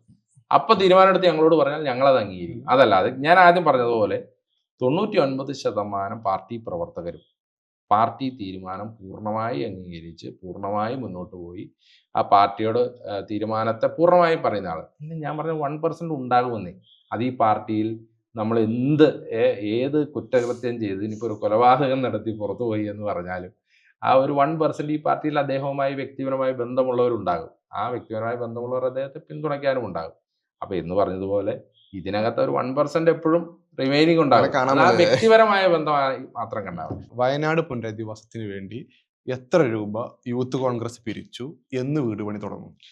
വയനാട് പുനരധിവാസവുമായി ബന്ധപ്പെട്ടുകൊണ്ട് അന്ന് ഈ വിഷയം ഉണ്ടായപ്പോൾ തന്നെ നമ്മൾ ആ ദുരിത ഭൂമിയിൽ പോവുകയും നമ്മളതിന് കൃത്യമായി ദുരിതാശ്വാസ പ്രവർത്തനങ്ങൾ ഇടപെടുകയും ചെയ്തതാണ്. രണ്ടാം ഘട്ടത്തിൽ അവിടെ വീടൊരുക്കുന്ന പദ്ധതി അടക്കം ഞങ്ങൾ വീടൊരുക്കി കൊടുക്കുകയും അവിടെ ജീപ്പുകൾ നഷ്ടപ്പെട്ടവർക്ക് ജീപ്പ് മേടിച്ചു കൊടുക്കുകയും കല്യാണത്തിൻ്റെ പൈസ നഷ്ടപ്പെട്ടവർക്ക് അതിൻ്റെ പൈസ കൊടുക്കുക, അങ്ങനെ ഒരു രണ്ടാം ഘട്ടത്തിൽ ഒരു തീരുമാനവും ഞങ്ങളെടുത്ത് അതും പ്രാവർത്തികമാക്കിയിട്ടുണ്ട്. മൂന്നാം ഘട്ടത്തിലാണ് ഈ പുനരധിവാസ പദ്ധതിയുമായി നമ്മൾ മുന്നോട്ട് പോകുന്നത്. ഞങ്ങൾ ആദ്യം തീരുമാനിച്ചത് 30 വീടുകൾ പൂർത്തീകരിക്കാനാണ്. 30 വീടുകൾക്ക് ഞങ്ങൾ കണ്ട പണം 8 ലക്ഷം രൂപ ഒരു വീടിന് പണം എടുത്ത് 30 വീടുകൾക്ക് ഏതാണ്ട് ഒരു 2.5 കോടി രൂപ, 2 കോടി 40 ലക്ഷം, 2 കോടി 50 ലക്ഷം രൂപ പിരിച്ച് ആ 30 വീടുകൾ പൂർത്തീകരിക്കാമെന്നുള്ളതായിരുന്നു ഞങ്ങളുടെ ധാരണ. ഈ പണം പിരിക്കലുമായി ബന്ധപ്പെട്ടുകൊണ്ട് അതൊരു ചലഞ്ച് മുഖേനയാണ് പിരിവുകൾ നടത്തിയത്. അപ്പോൾ ഓരോ ബിരിയാണി ചലഞ്ച് നടത്തുകയും മറ്റ് പായസം, ധോത്തി ചലഞ്ചുകൾ, അങ്ങനെയൊക്കെ ചലഞ്ചുകൾ മുഖേനയാണ് അത് നടത്തിയത്. ഇപ്പോൾ നിങ്ങൾ എല്ലാവരും ഡിവൈഎഫ്ഐയുടെ മറ്റേ വയനാട് പിരിവുമായി ബന്ധപ്പെട്ട് അവർ കൊടുത്തു എന്നുള്ളതാണ് നിങ്ങൾ പറയുന്നത്. ഇതിനകത്ത് നിങ്ങൾ ചിന്തിക്കേണ്ട 2 പ്രധാനപ്പെട്ട ഭാഗം. ഒന്ന്, CPM എന്ന് പറയുന്ന സംഘടന ആകെ പിരിക്കുന്നത് അല്ലെങ്കിൽ പിരിവെടുത്തത് ഡിവൈഎഫ്ഐ എന്ന ഒറ്റ സംഘടനയുടെ പേരിലാണ്. 10 കൊല്ലമായി ഭരണത്തിലുള്ള ഒരു പ്രസ്ഥാനം എന്ന് വെച്ചാൽ CPM ആണ് പിരിക്കുന്നത്, ഡിവൈഎഫ്ഐയുടെ പേരിൽ പിരിക്കുന്നു എന്നുള്ളൂ. CPM എന്ന് പറയുന്ന പ്രസ്ഥാനമാണ് ആ പിരിവുകൾ മുഴുവൻ നടത്തിയത്. ഇടതുപക്ഷത്തെ മറ്റ് ഘടകകക്ഷികൾ ആരും തന്നെ അങ്ങനെ വലിയ രീതിയിലുള്ള പിരിവുകളൊന്നും നടത്തിയിട്ടുമില്ല. AIYF ഒരു ചെറിയ പിരിവ് കൊടുത്തു എന്നുള്ളത് ഒഴിച്ചാൽ മറ്റു രീതിയിലുള്ള പിരിവുകളൊന്നും നടത്തിയിട്ടില്ല. പക്ഷെ ഞങ്ങളുടെ ഒരു കക്ഷിയിലുണ്ടായ ഒരു കാര്യം, KPCC ഒരു ഫണ്ട് പിരിവ് നടത്തി, ആപ്ലിക്കേഷൻ വഴി. യൂത്ത് കോൺഗ്രസ് ഇങ്ങനെ ചലഞ്ചുകൾ വഴി ഒരു ഫണ്ട് പിരിവ് നടത്തി. പോഷക സംഘടനകളൊക്കെ തന്നെ ഈ 100 വീട് പദ്ധതി ശ്രീ രാഹുൽ ഗാന്ധി പ്രഖ്യാപിക്കുമ്പോൾ അതിനകത്തായിട്ടുള്ള സ്പോൺസർഷിപ്പിന്റെ പക്ഷെ അതിലൊരു വ്യക്തത വരുത്തേണ്ട കാര്യം, ഈ KPCCയുടെ ആപ്പ് ലോഞ്ച് ചെയ്യുന്ന ദിവസം അന്ന് KPCC പ്രസിഡന്റ് K സുധാകരനായിരുന്നു. അദ്ദേഹത്തിന്റെ ഒരു പ്രസ്താവന ഉണ്ടായിരുന്നു മാധ്യമങ്ങളോട് പറയുന്നത്, ഐക്യകണ്ഠേന പണം സമാഹരിക്കാൻ വേണ്ടിയിട്ടാണ് ഇത്തരൊരു ആപ്ലിക്കേഷൻ സംവിധാനം നമ്മൾ കൊണ്ടുവരുന്നത്, INC വയനാട് എന്ന് പറഞ്ഞിട്ട്. അപ്പോൾ ഈ ആപ്ലിക്കേഷന്റെ ഉദ്ദേശം എന്ന് പറയുന്നത് വിവിധ ഘടകങ്ങൾ പലതരത്തിൽ പണം തിരിച്ച് അതൊരു ഏകീകൃത സംവിധാനത്തിലേക്ക് എത്തൂല എന്നുള്ള ആശങ്ക ഉള്ളത് കൊണ്ട് എല്ലാവർക്കും അവരുടെ ഒരു മില്ലി സെക്കൻഡ് കൊണ്ട് പണം അയക്കാനുള്ള സംവിധാനത്തിന് വേണ്ടിയിട്ടാണ് പറയുന്നത്. ആ ആപ്ലിക്കേഷൻ പോലും ഇപ്പോ എയറിലല്ല. അതുമായി ബന്ധപ്പെട്ട പണം കിട്ടിയതിന്റെ രേഖകളും കാര്യങ്ങളൊക്കെ KPCCയുടെ കയ്യിലുണ്ട്. ഞാൻ പറഞ്ഞത് പിന്നെ യൂത്ത് കോൺഗ്രസ് സെപ്പറേറ്റ് പിരിക്കേണ്ട സാഹചര്യം അതാണ് പറയുന്നത്. യൂത്ത് കോൺഗ്രസ് 30 വീടുകൾ ആദ്യമേ പ്രഖ്യാപിച്ചു. ഞങ്ങൾ ആദ്യം തന്നെ അതിന്റെ ചലഞ്ചുകളുമായി ഒരു സംഘടനാ ലെവലിൽ ഞങ്ങൾ മുന്നോട്ട് പോയി. പാർട്ടി നേതൃത്വം ഈ ആപ്പ് മുഖേനയുള്ള ഒരു പണപ്പിരിവ് നടത്തി. അപ്പൊ അതിനകത്തിട്ട് പോഷക സംഘടനകളുടെ പിരിവുകളൊക്കെ ആ ഘട്ടത്തിൽ അങ്ങനെ പോയി. ഈ വയനാടുമായി ബന്ധപ്പെട്ട ഏറ്റവും കാര്യക്ഷമമായ ഒരു ഡൊണേഷൻ നടത്തിയത് മുസ്ലിം ലീഗാണ്. അവർ ഞങ്ങളുടെ ഘടകകക്ഷിയാണ്. അപ്പൊ സത്യത്തിൽ UDFന്റെ സംവിധാനത്തിന്റെ ഉള്ളിൽ നിന്ന് ഇത്രയധികം ഒരു കളക്ഷൻ നടക്കുകയാണ്. ഇപ്പൊ എല്ലാം പോകുന്നത് ഈ ജനങ്ങളുടെ അടുത്താണല്ലോ. ഇപ്പൊ യൂത്ത് കോൺഗ്രസ് എന്ന് പറഞ്ഞു പോയാലും മറ്റേ പബ്ലിക്കിൽ നിന്നാണ് ഇത് നടക്കുന്നത്. അപ്പൊ അതിൻ്റെതായ ഒരു ബുദ്ധിമുട്ട് ഞങ്ങൾക്കുണ്ടായിട്ടുണ്ട്. അതുകൊണ്ടാണ് ഞാൻ പറഞ്ഞത് DYFI എന്ന് പറയുന്ന ഒറ്റ സംഘടനയാണ് CPMന് പിരിച്ചത് എന്നുണ്ടെങ്കിൽ നമുക്കിവിടെ ഒരു 4-5 തരത്തിലുള്ള ഒരു യൂത്ത് കോൺഗ്രസിന്റെ പിരിവ് എന്തായി എന്നുള്ളത് അത് ഞാൻ പറയാം. ഞാൻ അത് മുഴുവനായി അതിന്റെ ഡീറ്റെയിൽസ് പറയാം. അപ്പൊ ഞങ്ങൾ 2,40,00,000 രൂപ എന്നുള്ളൊരു ടാർഗറ്റ്, 2.5 കോടിയായിരുന്നു ഞങ്ങളുടെ ടാർഗറ്റ്. ഈ സാഹചര്യം ഉള്ളതുകൊണ്ട് തന്നെ ഞങ്ങൾ ഉദ്ദേശിച്ച ലെവലിലേക്ക് ആ പിരിവുകൾ പൂർത്തീകരിക്കാൻ സാധിച്ചില്ല. അപ്പം ഞങ്ങൾക്ക് അതിനകത്ത് ഇത് പറ്റിയിട്ടുണ്ട്. പക്ഷെ ഞങ്ങളുടെ ആദ്യഘട്ടം ഞങ്ങൾ പൂർത്തീകരിച്ചു. ഞങ്ങൾ ഏതാണ്ട് 1 കോടി 5 ലക്ഷമോ 1 കോടി 10 ലക്ഷം രൂപയോ ഇപ്പോൾ ഞങ്ങളുടെ അക്കൗണ്ടിൽ കിടക്കുന്നു, യൂത്ത് കോൺഗ്രസിന്റെ അക്കൗണ്ടിൽ കിടക്കുന്നുണ്ട്. ആ അക്കൗണ്ട് സ്റ്റേറ്റ്മെന്റ് അടക്കം ഒരു ദിവസം പത്രസമ്മേളനത്തിൽ നമ്മൾ പരസ്യമായി പുറത്തുവിട്ടതാണ്. കാരണം ആ അക്കൗണ്ടിൽ നിന്ന് 1 രൂപ പുറത്തേട്ട് പോയിട്ടില്ല എന്നുള്ളത് രാഹുൽ അധ്യക്ഷനായ സമയത്ത് പത്രസമ്മേളനം പുറത്തുവിട്ടതാണ്. അന്ന് എന്തോ 88 ലക്ഷമോ 90 ലക്ഷം രൂപയായിരുന്നു. പക്ഷെ ഇന്നത് ഏതാണ്ട് ഒരു ഘട്ടം കൂടി കളക്ഷൻ പ്രാദേശിക ഘടകങ്ങൾ തന്നെ 1 കോടി 20 ലക്ഷം രൂപ ഈ യൂത്ത് കോൺഗ്രസിന്റെ അക്കൗണ്ടിൽ കിടക്കുന്നുണ്ട്. ഇപ്പോഴത്തെ പ്രധാനപ്പെട്ട പ്രശ്നം ഈ ഭൂമി ലഭ്യതയുമായി ബന്ധപ്പെട്ടുകൊണ്ടാണ്. ഇപ്പൊ നമ്മൾ ചെയ്യാൻ പോകുന്നത് എന്താ, ആകെ അവിടെ ബെനിഫിഷ്യറീസ് ആയി കൊടുക്കേണ്ടത് ഏതോ 150 മറ്റോ ആളുകൾക്കാണ് ഈ വീട് കൊടുക്കാനുള്ളൂ. അതിൽ തന്നെ രാഹുൽ ഗാന്ധിയുടെ 100 വീടിന്റെ ഉള്ളിലാണ് ഞങ്ങളുടെ 30 വീടുകളും വരുന്നത്. ബാക്കി പിന്നെയും 100 കണക്കിന് വീടുകൾ പലരും ഓഫർ ചെയ്ത് പലരുടെയും വേണ്ട എന്ന് പറയേണ്ട ഒരു സ്ഥിതിവിശേഷമാണ് ഇപ്പോൾ ഉള്ളത്. കാരണം ആകെ 140 ബെനിഫിഷ്യറീസിനെ കൂടി ഇനി കൊടുക്കാനുള്ളൂ. ബാക്കി സർക്കാർ പദ്ധതിയിൽപ്പെട്ടും ഒക്കെ അങ്ങനെ പോയിട്ടുണ്ട്. അപ്പം ഞങ്ങൾ ഈ 100 വീടിന്റെ പ്രശ്നം ഞങ്ങളൊരു ടൗൺഷിപ്പായിട്ടാണ് പ്ലാൻ ചെയ്തത്. അപ്പോൾ ആ ടൗൺഷിപ്പായിട്ട് പ്ലാൻ ചെയ്യുമ്പോൾ അതിൻ്റെ ഭൂമി ലഭ്യത ഏറ്റവും പ്രധാനപ്പെട്ട വിഷയമാണ്. അപ്പോൾ സർക്കാർ തന്നെ എല്ലാ സംവിധാനങ്ങളും ഉണ്ടായിട്ട് 1 കൊല്ലം കേസ് എടുത്തതിന് ശേഷമാണ് അവിടെ എസ്റ്റേറ്റ് ഏറ്റെടുക്കാൻ തയ്യാറായത്, അല്ലെങ്കിൽ സാധിച്ചത് കോടതിയിൽ കേസുകൾ മുഖേന. ഇല്ലെങ്കിൽ മുസ്ലിം ലീഗിന്റെ ഒരു ഭൂമിയുമായി ബന്ധപ്പോൾ പണി തുടങ്ങി ഭൂമിയുമായി ബന്ധപ്പെട്ട് പ്രശ്നം വന്നു. അത് മറ്റൊരു വിഷയം. ഞാൻ പറഞ്ഞത് ഭൂമിയുമായി ബന്ധപ്പെട്ട അവിടുത്തെ ഈ വയനാടും ഹൈറേഞ്ചുമായി ബന്ധപ്പെട്ടുള്ള സാങ്ഷന്റെ പ്രശ്നമുണ്ട്. ഈ ഞങ്ങളുടെ പ്രശ്നം, ഞങ്ങൾ പല ഭൂമിയും കണ്ടു. ഇപ്പൊ ഞങ്ങൾക്ക് സൗജന്യമായി ഭൂമി തരാമെന്ന് പറഞ്ഞിട്ടുണ്ട്. 2.5 ഏക്കർ സ്ഥലം ഞങ്ങൾക്ക് സൗജന്യമായി ഭൂമി തരാമെന്ന് പറഞ്ഞു. ആ ഭൂമി നോക്കിയപ്പോൾ ഫീസിബിൾ അല്ലാത്തൊരു സ്ഥലത്താണ്. കാരണം ഈ പറയുന്ന ആളുകളെ മേപ്പാടി ഒരുപാട് അകലെ മാറ്റിപ്പാർപ്പിക്കാൻ സാധിക്കില്ല, അവരൊരിക്കലും വന്ന് എടുക്കുകയില്ല. അപ്പൊ അത് ഞങ്ങൾക്ക് ചെയ്യാൻ പറ്റിയില്ല. മറ്റു സ്ഥലങ്ങളും ഒക്കെ കണ്ടു. ഈ ഭൂമി ഇപ്പോൾ KPCC ഏകദേശം ഒരു 1-2 ഭൂമികളിൽ ഫൈനലൈസ് ചെയ്തിരിക്കുകയാണ്. ആ ഭൂമി മേടിക്കാനുള്ള ഒരു പ്രൊസീജിയർ നടന്നുകൊണ്ടിരിക്കുകയാണ്. എപ്പോൾ KPCC ഭൂമി ഏറ്റെടുക്കുന്നു, ഞങ്ങളുടെ ആദ്യഘട്ടം ഞങ്ങളുടെ കയ്യിലുള്ള ഇപ്പോഴത്തെ പണം 1 കോടി 10 ലക്ഷം 20 ലക്ഷം ഏതാണ്ട് പകുതി പൈസ ഞങ്ങൾ ഓഫർ ചെയ്തതിന്റെ പകുതി പൈസ, ആ പകുതി പൈസ ഞങ്ങൾ KPCC കൈമാറും. അപ്പൊ KPCC കൈമാറി ഫസ്റ്റ് ഫേസ് ഈ ഭൂമി മേടിക്കുമ്പോൾ തന്നെ ഭൂമി മേടിക്കാനുള്ള ആദ്യഘട്ടത്തിൽ 2ാം ഘട്ടം പണം സമാഹരിക്കാനുള്ള ഒരു ആശയം വന്നു. അല്ല, അത് സ്വാഭാവികമാണ്. ഇപ്പോൾ ഒരു 1 കോടി 20 ലക്ഷം രൂപ ഒരു 10 വീടുകൾ പണിയുന്നതിന് വേണ്ടി യൂത്ത് കോൺഗ്രസിന്, ഇനി ഇപ്പോൾ യൂത്ത് കോൺഗ്രസിന്റെ സംഘടനയുടെ ഉള്ളിൽ നിന്നോ അല്ലെങ്കിൽ പബ്ലിക്കിൽ നിന്നോ ഒക്കെ അത് സമാഹരിക്കണം എന്ന് പറഞ്ഞാൽ അത് സാധിക്കുന്ന കാര്യമാണ്. ഒരു സെക്കൻഡ് ഫേസ് എന്നുള്ള നിലയ്ക്ക് അത് ചെയ്യാവുന്ന കാര്യമാണ്. അത് ചെയ്യുകയും ചെയ്യും. അപ്പോൾ ഈ ഭൂമി ലഭ്യമായാൽ ആദ്യഘട്ടം ഞങ്ങൾ പണം കൈമാറും. 2ാം ഘട്ടം പണം ആ പണി പുരോഗമിക്കുന്നതിനനുസരിച്ച് 2ാം ഘട്ടം ഞങ്ങളുടെ 30 വീടുകൾ എന്നുള്ള ഞങ്ങളുടെ പ്രോമിസ്, ആ പ്രോമിസ് അവിടെ നിറവേറും. 100 വീട് പണിയുമ്പോൾ അതിന് 30 വീട് യൂത്ത് കോൺഗ്രസിൻ്റെതായിട്ടുണ്ടാകും. ഇതാണ് ഞങ്ങളുടെ ഉറപ്പ്. ആ ഞങ്ങളുടെ ഉറപ്പ് ഈ KPCC എപ്പോഴാണോ ആ പണി പുരോഗമിക്കുന്നത് അതിനകത്ത് ഞങ്ങളുടെ പൂർണ്ണമായ സാന്നിധ്യം ഉണ്ടാകും. ഇതിൻ്റെ ഒരു മറുവശം നോക്കിക്കഴിഞ്ഞാൽ DYFI ഉൾപ്പെടുന്ന പ്രതിപക്ഷ സംഘടനകളുടെ പ്രധാനപ്പെട്ട ഒരു പ്രചാരണ ആയുധം യൂത്ത് കോൺഗ്രസിന്റെ വയനാട് ഫണ്ട് തന്നെയാണ്. കാരണം ജൂണിൽ തറക്കല്ലിടുന്നു പറയുന്നു, ജൂലൈ തറക്കല്ലിടുന്നു പറയുന്നു, രാഹുൽ അധ്യക്ഷനാകുന്ന സമയത്ത് അവസാന ഘട്ടത്തിൽ അത് സെപ്റ്റംബർ ഉറപ്പായും തറക്കല്ലിടുന്നു പറയുന്നു. ഇപ്പം നമ്മൾ സംസാരിക്കുന്നത് ഇന്നിപ്പോൾ നവംബർ പകുതി കഴിഞ്ഞു, ഇപ്പോഴും അതിൽ പുറമേ നോക്കുമ്പോൾ ഒരു തരത്തിലുള്ള അപ്ഡേഷനും ഇല്ല. ഒരു യുവജന സംഘടനയെ സംബന്ധിച്ച് ഇതൊരു നല്ല മാതൃകയല്ല എന്നൊരു അഭിപ്രായം ഉണ്ടോ? അതിന് ഞാൻ ഉത്തരം പറയാം. എൻ്റെ ഒരു അപ്പുറം മറുവശം എടുക്കണം.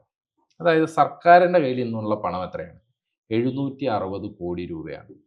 ഒരു സർക്കാരാണ്. സർക്കാരിൻ്റെ കയ്യിൽ 2 എസ്റ്റേറ്റുകളുണ്ട് കയ്യിൽ. ഈ സർക്കാർ വയനാട് ദുരന്തമുണ്ടായി കഴിഞ്ഞ് 1 വർഷവും 3 മാസവും കഴിഞ്ഞിട്ട് ഇതേവരെ കൈമാറി 1 വീട് പറയാം. സർക്കാർ ടൗൺഷിപ്പ് ഡിസംബറിൽ ഉദ്ഘാടനം ചെയ്യുമെന്നാണ് പറയുന്നത്. ഞാൻ പറഞ്ഞത് അവർ ഇതിനു മുമ്പ് പറഞ്ഞത് എന്താ, 6 മാസം കൊണ്ട് പുനരധിവാസം പൂർത്തീകരിക്കുമെന്ന് ആദ്യം പറഞ്ഞു. അത് കഴിഞ്ഞ് 1 വർഷത്തിനുള്ളിൽ പൂർത്തീകരിക്കുമെന്ന് പറഞ്ഞു. 1 വർഷവും 3 മാസം കഴിഞ്ഞ് 760 കോടി രൂപ ദുരിതാശ്വാസ നിധിയിൽ കിടക്കുന്ന ഒരു സർക്കാർ ഇതേവരെ ഇന്ന് ഞാൻ ഈ സംസാരിക്കുന്ന അല്ലെങ്കിൽ ഈ DYFI ഇപ്പോൾ ഈ വിമർശനം ഉന്നയിക്കുന്ന ഈ സമയത്ത് കൈമാറിയ 1 വീട് പറയാം. അവിടെ ഒരു വാദം നിലനിൽക്കുന്നത് സർക്കാർ മുന്നോട്ട് വെക്കുന്നത് ഇത് ടൗൺഷിപ്പായി ഒരാൾക്ക്, അതായത് ഒരു ഇൻഡിവിജ്വൽ ഒരാൾക്ക് വീട് കൊടുക്കുന്ന കാര്യമല്ലല്ലോ സർക്കാർ പറയുന്നത്. തന്നെയല്ലേ ഞങ്ങളുടെ പ്രശ്നം. പക്ഷേ യൂത്ത് കോൺഗ്രസ് അവിടെ ഒരു തറക്കല്ല് പോയിട്ട് സ്ഥലം അതിർത്തി നിശ്ചയിച്ചിട്ട് അതാണ് പറഞ്ഞത്. ഞാൻ ആദ്യം പറഞ്ഞതിൽ നിന്ന് അതാണ് വ്യക്തമാക്കേണ്ടത്. അതായത് 100 വീടുകളാണ് പണിയുന്നത്. ആ 100 വീടുകളിൽ 30 വീടാണ് ഞങ്ങളുടെ പ്രോമിസ്. ഈ 100 വീട് ഒരു ടൗൺഷിപ്പാണ്. ആ 100 വീടിന് വേണ്ട സ്ഥലം കണ്ടെത്തുക എന്നുള്ളതാണ് അവിടുത്തെ വയനാട്ടിലെ ഏറ്റവും അടിസ്ഥാനപരമായ പ്രശ്നം. ആ സ്ഥലം കണ്ടെത്തുന്നതിനുള്ള തീവ്രമായ ശ്രമം നടന്നുകൊണ്ടിരിക്കുകയാണ്. നിങ്ങൾക്ക് പരിശോധിച്ചാൽ തന്നെ അറിയാം. അപ്പോൾ ആരെങ്കിലും ഇപ്പോൾ ഇത് കേട്ടുകൊണ്ടിരിക്കുന്ന DYFIക്കാരോ അല്ലെങ്കിൽ ആരെങ്കിലും ഇവർക്ക് ഫീസിബിൾ ആയിട്ടുള്ള ഈ 100 വീടുകൾ പണിയാനുള്ള ഒരു സ്ഥലം ഉണ്ടെങ്കിൽ അവർ പറയട്ടെ.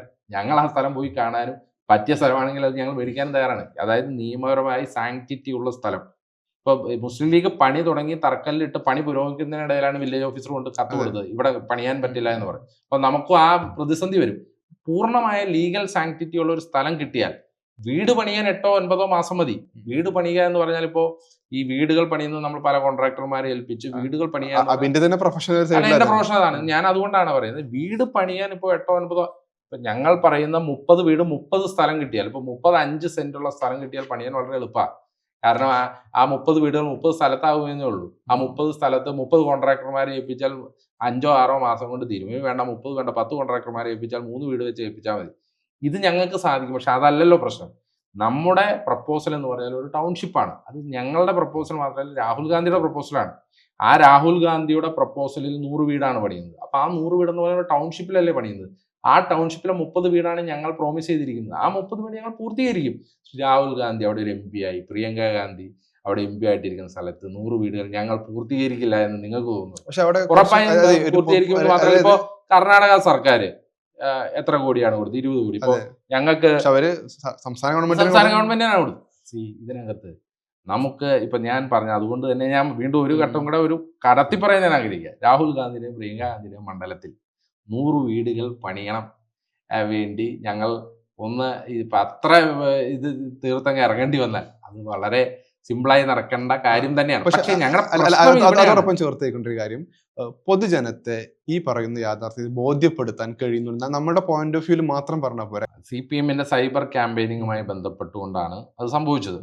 അതിൽ പ്രതിരോധിക്കാൻ യൂത്ത് കോൺഗ്രസിന് എങ്ങനെ കഴിയും? ഞങ്ങൾ ഇപ്പൊ ഞങ്ങൾക്ക് വന്ന പണത്തിന്റെ ബാങ്ക് അക്കൗണ്ട് സ്റ്റേറ്റ്മെന്റ് അതേപോലെ തന്നെ പുറത്തു വിട്ടു.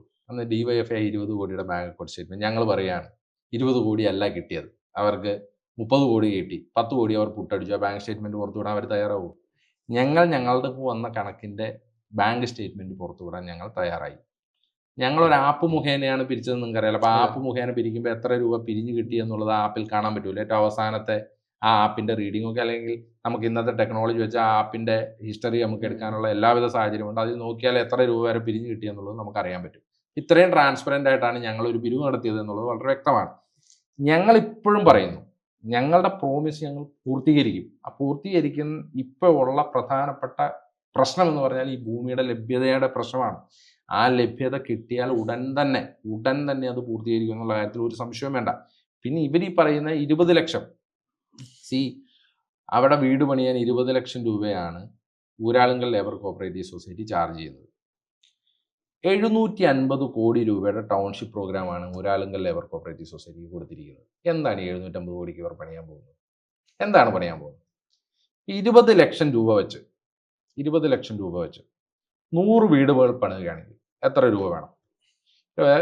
20 കോടി, 100 വീടുകൾക്ക് 20 കോടി രൂപ, 200 വീടുകൾക്ക് 40 കോടി രൂപ, 300 വീടുകൾക്ക് 60 കോടി രൂപ അല്ലേ? 434 ബെനിഫിഷ്യറീസ് ആണ് ഉള്ളത്. വേണ്ട, 400 വീടുകൾക്ക് 80 കോടി രൂപ. വീടുകൾ പണിയാൻ 80 കോടിയാണല്ലോ വേണ്ടത്. പിന്നെ എന്താണ് അവർ പണിയെന്ന് പറയുന്നത്? സ്കൂൾ പണിയെന്ന് പറയുന്നത്. ഒരു സ്കൂൾ പണിയാൻ എത്ര രൂപ വേണം? ഒരു 20 കോടി രൂപ. ഹോസ്പിറ്റൽ പണിയെന്ന് പറഞ്ഞു ഒരു 20 കോടി രൂപ. ഇൻഫ്രാസ്ട്രക്ചർ പണിയെന്ന് പറഞ്ഞു 25-30 കോടി രൂപ. ബാക്കി എല്ലാം കൂടെ കൂടി ഒരു 50 കോടി രൂപ. എത്രയായിട്ടോ? 200 കോടി രൂപ താഴെയല്ലേ? എന്താണ് ഈ 750 കോടി രൂപ ടൗൺ പ്രൊജക്റ്റ്? എന്താണ് ഊരാളുങ്കൽ ലേബർ കോപ്പറേറ്റീവ് സൊസൈറ്റിയുടെ ഈ പ്രൊജക്റ്റ്? എന്താണ് അവർ പറയുന്നു? എർത്ത് റെസിസ്റ്റൻ്റ് ആയിട്ടുള്ള, അല്ലെങ്കിൽ പ്രകൃതിക്ക് ഇണങ്ങിയ പുരയിടമാണ് പണിയുന്നത് എന്നൊക്കെ പറഞ്ഞാണല്ലോ പണിയുന്നത്. അതേ പുരയിടം തന്നെയാണല്ലോ ഈ എർത്ത് റെസിസ്റ്റൻ്റ് ആയ പുരയിടം എന്നൊക്കെ പറഞ്ഞാൽ ഇവർ എന്താണ് ഇതിൽ ചെയ്യുന്നതെന്നുള്ളത് അതിൻ്റെ ഈ മെറ്റീരിയൽസിൽ ഉപയോഗിക്കുന്ന ചില മാറ്റങ്ങളുണ്ട്, അതിൻ്റെ ഡിസൈനിങ്ങിലെ ചില മാറ്റങ്ങളുണ്ട്. അതല്ലാതെ ഈ 10 ലക്ഷം രൂപ കൂടാൻ പാകത്തിന് എന്ത് മാറ്റമാണ് ഇതിനകത്തുണ്ടാകുന്നത്? ഒരു എഞ്ചിനീയർ പോയിന്റ് ഓഫ് വ്യൂവിലാണ് ഞാൻ ചോദിക്കുന്നത്. ഈ 10 ലക്ഷം രൂപ മാറാൻ പാകത്തിന് എന്ത് മാറ്റമാണ് ചോദിക്കുന്നത്? ഊരാളുങ്കലിന് കൊടുത്ത പ്രൊജക്റ്റുമായി ബന്ധപ്പെട്ടുകൊണ്ട് തന്നെ വലിയ ആശങ്കകളും അപാകതകളും നിൽക്കുന്നുണ്ട്. അത് ഇതിൻ്റെ പിന്നാലെ വരുമെന്നുള്ള കാര്യം ഒരു സംശയവും വേണ്ട. DYFI 20 കോടി കിട്ടിയപ്പോൾ തന്നെ അങ്ങ് സർക്കാരിന് കൊടുത്തു. ഊരാളുങ്കൽ വഴി അത് റിവേഴ്സായി വരുന്നുണ്ടോ എന്ന് ആർക്കും അറിയില്ലാത്തത്. എങ്ങോട്ടാണിത് പോകുന്നത്? ഊരാളുങ്കൽ ആരുടെ സ്ഥാപനമാണ്? CPM-ന്റെ സ്ഥാപനമാണ്. CPM-ന്റെ സ്ഥാപനത്തിലിട്ട് ഒരു CPM-ന്റെ സംഘടന പൈസ ഇട്ടിട്ട് അതേ സംഘടനയിലേക്ക് തിരിച്ച് ബാക്കി ഭൂരിഭാഗം പണവും വരുന്നില്ല എന്ന് ആർക്കാണ് ഇവിടെ വ്യക്തതയുള്ളത്? എന്ന് പറഞ്ഞാൽ CPM ഇതിനകത്ത് അല്ലെങ്കിൽ DYFI ഇതിനകത്ത് വലിയ ഡയലോഗ് ഇറക്കേണ്ടതായ ഒരു സാഹചര്യവുമില്ല. ഞാൻ ഇപ്പോഴും പറയുന്നു, ഉറച്ചു പറയുന്നു, 100 വീടുകൾ രാഹുൽ ഗാന്ധി വാഗ്ദാനം ചെയ്ത 100 വീടുകൾ പൂർത്തീകരിക്കും. ആ 100 വീടുകൾ പൂർത്തീകരിക്കുമ്പോൾ 30 വീടുകൾ അതിൻ്റെ കൃത്യമായ സ്പോൺസർഷിപ്പ് അത് യൂത്ത് കോൺഗ്രസിന് ഉണ്ടാകും എന്നുള്ള കാര്യത്തിൽ ഒരു സംശയവും വേണ്ട. സമീപ മാസങ്ങളിൽ തന്നെ നിയമസഭാ തെരഞ്ഞെടുപ്പ് വരികയാണ്. UDF അധികാരത്തിലെത്തുമെന്ന കാര്യത്തിൽ UDF നേതാക്കൾ ഓരോ ദിവസവും ആത്മവിശ്വാസം കൂടിയാണ് പറയുന്നത്. അബിന്റെ ഒരു ഒബ്സർവേഷനിൽ, അബിൻ ഇപ്പോൾ കേരളത്തിൽ അങ്ങോട്ടും ഇങ്ങോട്ടും യാത്ര ചെയ്യുന്ന സാധാരണക്കാരായ ആളുകളെ കാണുന്ന ഒരാളാണ്. UDF എത്ര സീറ്റിൽ അധികാരത്തിലെത്തും? 100 ആണ് മിനിമം. നിങ്ങൾ മനസ്സിലാക്കേണ്ടത് കേരളത്തിലെ വലിയ രീതിയിലുള്ള, അതായത് കേരളം ഇന്നോളം കണ്ടിട്ടില്ലാത്ത സർക്കാർ വിരുദ്ധമായ ഒരു വികാരം ജനങ്ങളുടെ ഉള്ളിലുണ്ട്. അത് ആ സർക്കാർ വിരുദ്ധത നിലനിൽക്കുമ്പോൾ തന്നെ CPM-ഉം BJP-യുമായിട്ടുള്ള ഒരു അന്തർധാര കേരളത്തിലുണ്ട് എന്ന ഏകദേശം ഒരു പൊതുചിത്രം വന്നിരിക്കുകയാണ്. അപ്പോൾ അത് പല കേസുകളിൽ, ഇപ്പോൾ വർഗീയതയുമായി ബന്ധപ്പെട്ട വിഷയങ്ങളിൽ CPM-ഉം BJP-ക്കും ഇപ്പം ഏകദേശം ഒരേ നിലപാടാണ് എടുത്തേക്കുന്നത്. കാരണം എന്ന് വെച്ചാൽ ന്യൂനപക്ഷ വിരുദ്ധമായ നിലപാടുകളാണ് രണ്ടുപേരും എടുക്കുന്നത് എന്നുള്ളത് വളരെ വസ്തുതയാണ്. അതിനകത്ത് ജനം മുഴുവൻ സർക്കാർ ചെയ്ത ജനവിരുദ്ധമായ നടപടികൾ, ആ ജനവിരുദ്ധ നടപടികൾക്ക് എതിരായിട്ടുള്ള ഒരു വോട്ടിംഗ് അത് ചെയ്യാൻ ഒരുക്കമാണ്. ഇപ്പോൾ ശബരിമല പോലും, ശബരിമലയിൽ അത് നമുക്ക് കേട്ടുകേൾവില്ലാത്ത സംഭവമാണ്. ഈ സാധാരണഗതിയിൽ ഒരു അമ്പലത്തിൻ്റെയോ പള്ളിയുടെയൊക്കെ ബോർഡിലിരിക്കുന്നവർ TA കൂടുതലെടുത്തു, DA കൂടുതലെടുത്തു എന്ന് പറയാൻ വലിയ ആക്ഷേപം നേരിടുന്ന ഇത് ഒരു ദേവാലയത്തിലെ വിഗ്രഹം തന്നെ അടിച്ചു മാറ്റിക്കൊണ്ട് പോവുക എന്ന് പറഞ്ഞാൽ അത് ഒരു സർക്കാർ പിന്തുണയോടുകൂടി ഒരു പാർട്ടി ചെയ്യുക, ആ പാർട്ടി അവരെ പ്രൊട്ടക്ട് ചെയ്യുക എന്ന് പറഞ്ഞാൽ അത് കേട്ടുകേൾവില്ലാതെ. അപ്പോൾ അത്രയും കൊള്ള നടത്തുന്ന പ്രസ്ഥാനവും സർക്കാരാണ് എന്നുള്ളത് ഇപ്പോൾ വ്യക്തമായിട്ടിരിക്കുകയാണ്. ഇതിനൊക്കെ എതിരായിട്ട് ഇവിടെ കോൺഗ്രസ് വരണം, കോൺഗ്രസിന് നേതൃത്വത്തിലുള്ള ഒരു UDF വരണം എന്നുള്ള ഒരു ആഗ്രഹം ജനങ്ങളുടെ ഉള്ളിലുണ്ട്. 100 സീറ്റ് അത് ഞങ്ങൾക്ക് പൂർത്തീകരിക്കാൻ സാധിക്കും എന്നുള്ളത് തന്നെയാണ് ഞങ്ങളുടെ വിശ്വാസം. അവസാനമായി ഒരു കാര്യമുള്ളത്, നമ്മൾ യുവജന രാഷ്ട്രീയക്കാർ വരുന്ന സമയത്ത് എപ്പോഴും ആവർത്തിക്കുന്ന ചോദ്യമാണ്. ഇപ്പൊ അബിന്റെ കാര്യം എടുത്താൽ എഞ്ചിനീയറിംഗ് ബിരുദധാരിയാണ്, നിയമ ബിരുദധാരിയാണ്, പക്ഷെ ഇപ്പോൾ ഫുൾ ടൈം പൊളിറ്റീഷ്യൻ ആണ്. ഇവരെങ്ങനെയാണ് ഈ ചെലവ് കണ്ടെത്തുന്നത് എന്നുള്ളത്? അല്ലാതെ ഞാൻ ചെലവ് കണ്ടെത്തുന്നത് ഞാൻ പല ഘട്ടത്തിലും പറഞ്ഞിട്ടുണ്ട്.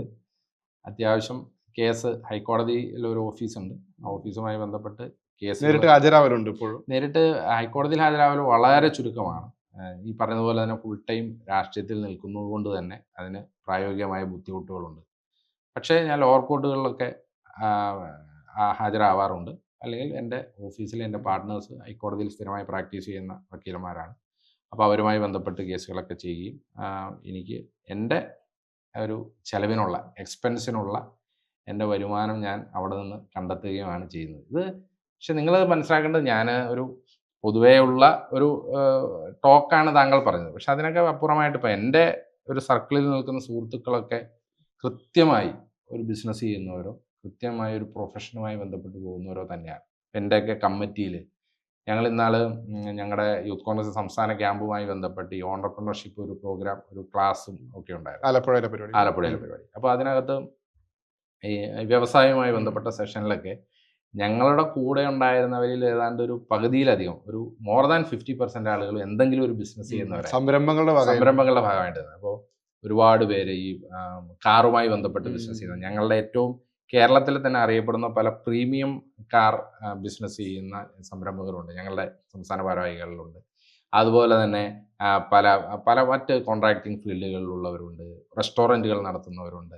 അങ്ങനെ രാഹുൽ ഉണ്ടായിരുന്ന സമയത്ത് അദ്ദേഹത്തിന് ബ്യൂട്ടി പാർലറും ഫാർമസ്യൂട്ടിക്കൽ ബിസിനസ്സുമായി ബന്ധപ്പെട്ട കാര്യങ്ങളൊക്കെ ഉണ്ട്. അപ്പോൾ അങ്ങനെ തന്നെ എല്ലാവർക്കും അവരുടേതായ ഒരു വരുമാന സ്രോതസ്സ് അത് സ്വയം കണ്ടെത്തിക്കൊണ്ട് മുന്നോട്ട് പോകുന്നവർ തന്നെയാണ്. ഞാൻ എൻ്റെ കമ്മിറ്റിയിൽ ഇന്നുള്ളവരിൽ ഏതാണ്ട് ഒരു 60% 70% ആളുകൾ എന്നുള്ളതാണ് ഞാൻ എൻ്റെ വ്യക്തിപരമായ കാഴ്ചപ്പാട്. പണ്ടുണ്ടതിൽ നിന്നൊരു വിഭിന്നമാണ് ആ ഒരു അവസ്ഥ എന്നുള്ളത് കൊണ്ട് അങ്ങനെ ഒരു ടോക്കിന് ഇന്ന് അത്ര കണ്ട് പ്രസക്തി ഇല്ല എന്ന് വിശ്വസിക്കുന്നു.